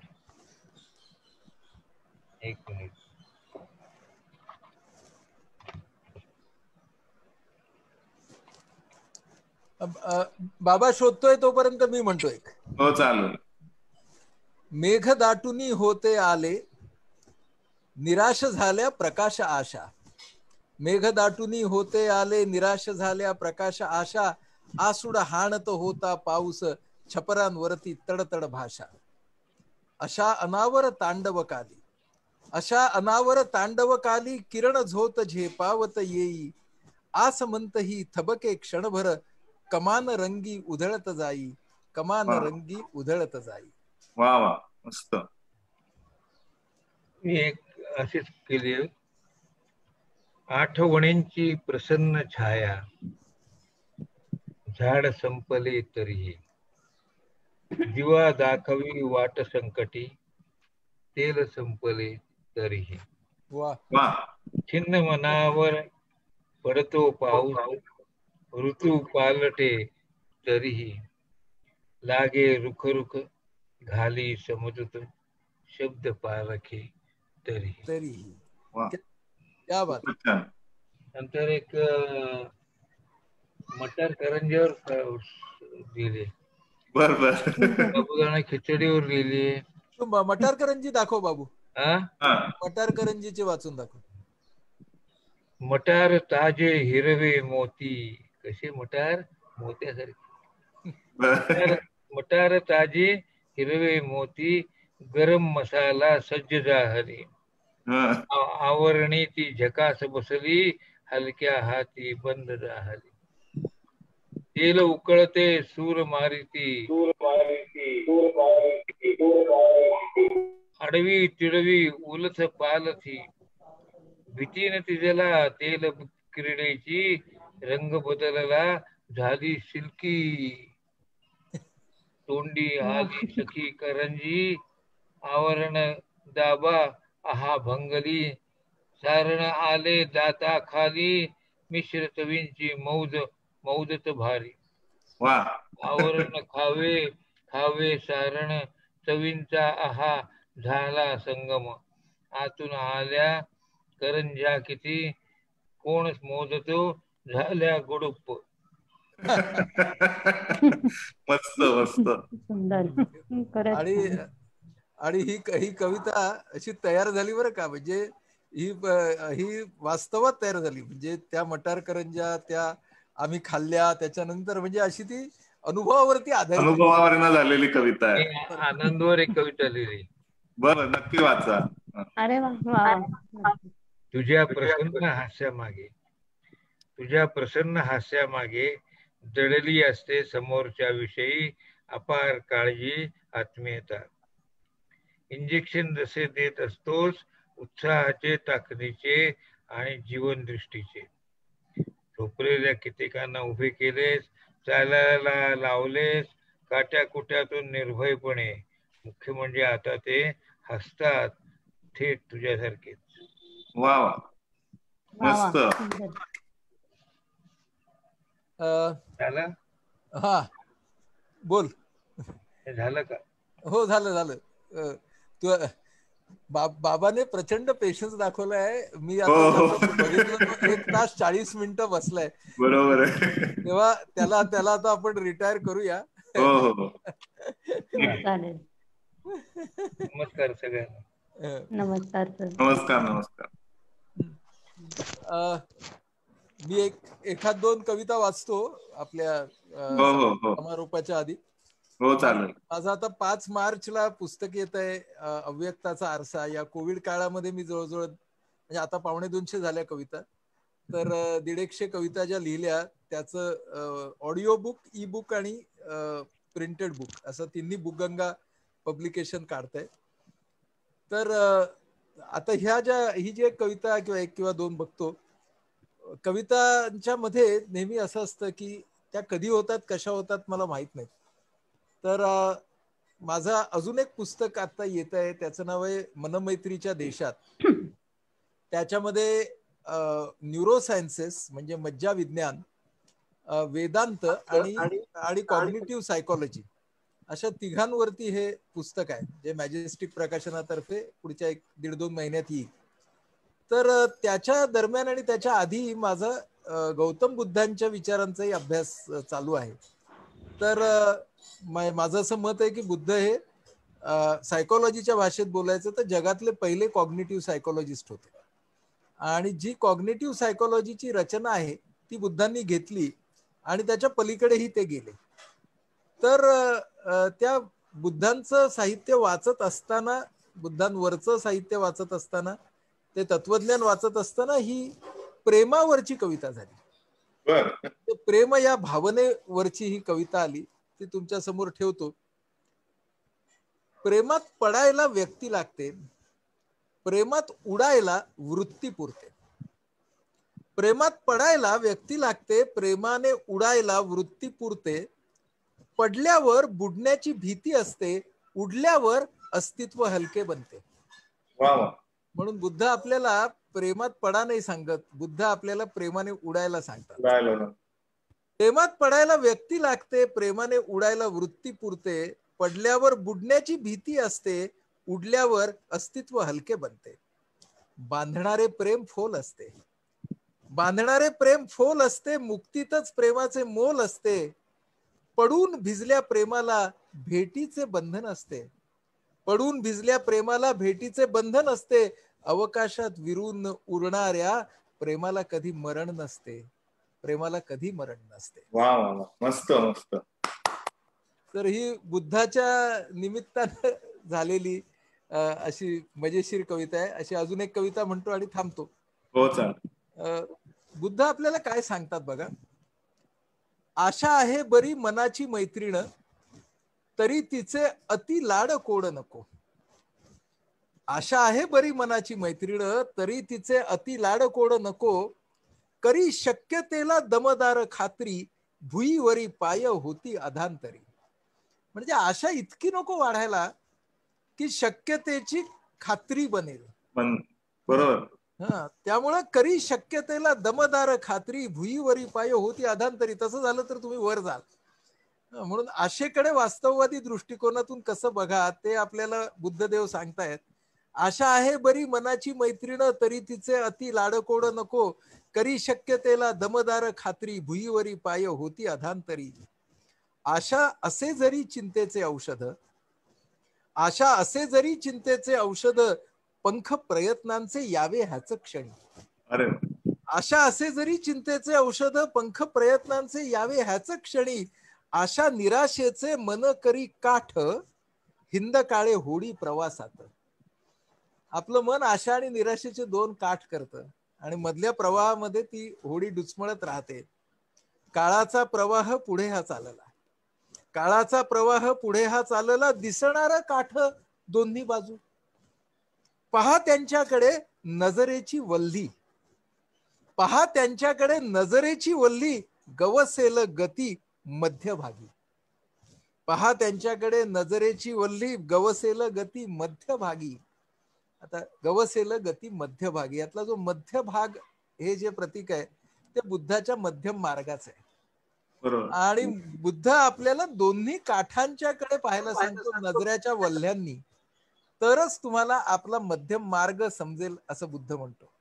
तर असं आता माझ्या नवीन अभ्यासातून या अगदी वेगळ्या तऱ्हेच्या कविता तयार होत आहेत. त्याच्यातून बुद्धासोबत क्षणोक्षणी या नावाचं गद्य पद्य पुस्तक मी आता लिहायला घेतलंय. अरे वा. आणि ते गद्य आणि पद्य दोन्हीच असणार आहे. आणि ते कॉग्निटिव्ह सायकोलॉजी आणि बुद्धाचा थॉट हा या पोस्ट कोविड काळामध्ये आपण कसा वापरावा याच्या बद्दल ते गद्य पद्य पुस्तक असणार आहे. वा वा, खूपच छान संकल्पना आहे. आता आता थांबूया. हो हो. आता आपण बराच वेळ खूप मराठी भाषेच्या या दोघा दिग्गजांच्या प्रवासाविषयी किंवा त्यांच्याविषयीची त्यांची मतं, भाषा संवर्धनाविषयीची त्यांची मतं आपण ऐकलीत. आणि त्याचबरोबर शेवट त्या दोघांनी सादर केलेल्या कवितांचा आपण अतिशय छान आस्वादही घेतलात. आणि सरांना मी त्यांच्या येणाऱ्या नवीन कविता संग्रह आणि इतर पुस्तकांसाठी आपल्या सगळ्यांतर्फे शुभेच्छाही देतो. आणि आपण ती पुस्तकं नक्कीच वाचूया. आणि त्याचबरोबर ह्या संपूर्ण उपक्रमात, महिन्याभराच्या उपक्रमात सुद्धा ज्या सगळ्या मित्रांनी, सुहृदांनी, ज्यांनी आपापले व्हिडिओ सादर केले, त्या सगळ्यांचे मी मनापासून आभार मानतो. आणि त्याचबरोबर आज दोघंही, डॉक्टर नाडकर्णी आणि बाबा अनिल अवचट, या दोघांनी आपला बहुमूल्य वेळ या आपल्या कार्यक्रमासाठी दिला. त्याबाबत मानस आणि मनोदय ट्रस्ट तर्फे पुन्हा एकदा आभार मानतो आणि आजचा कार्यक्रम संपला असं जाहीर करतो. धन्यवाद.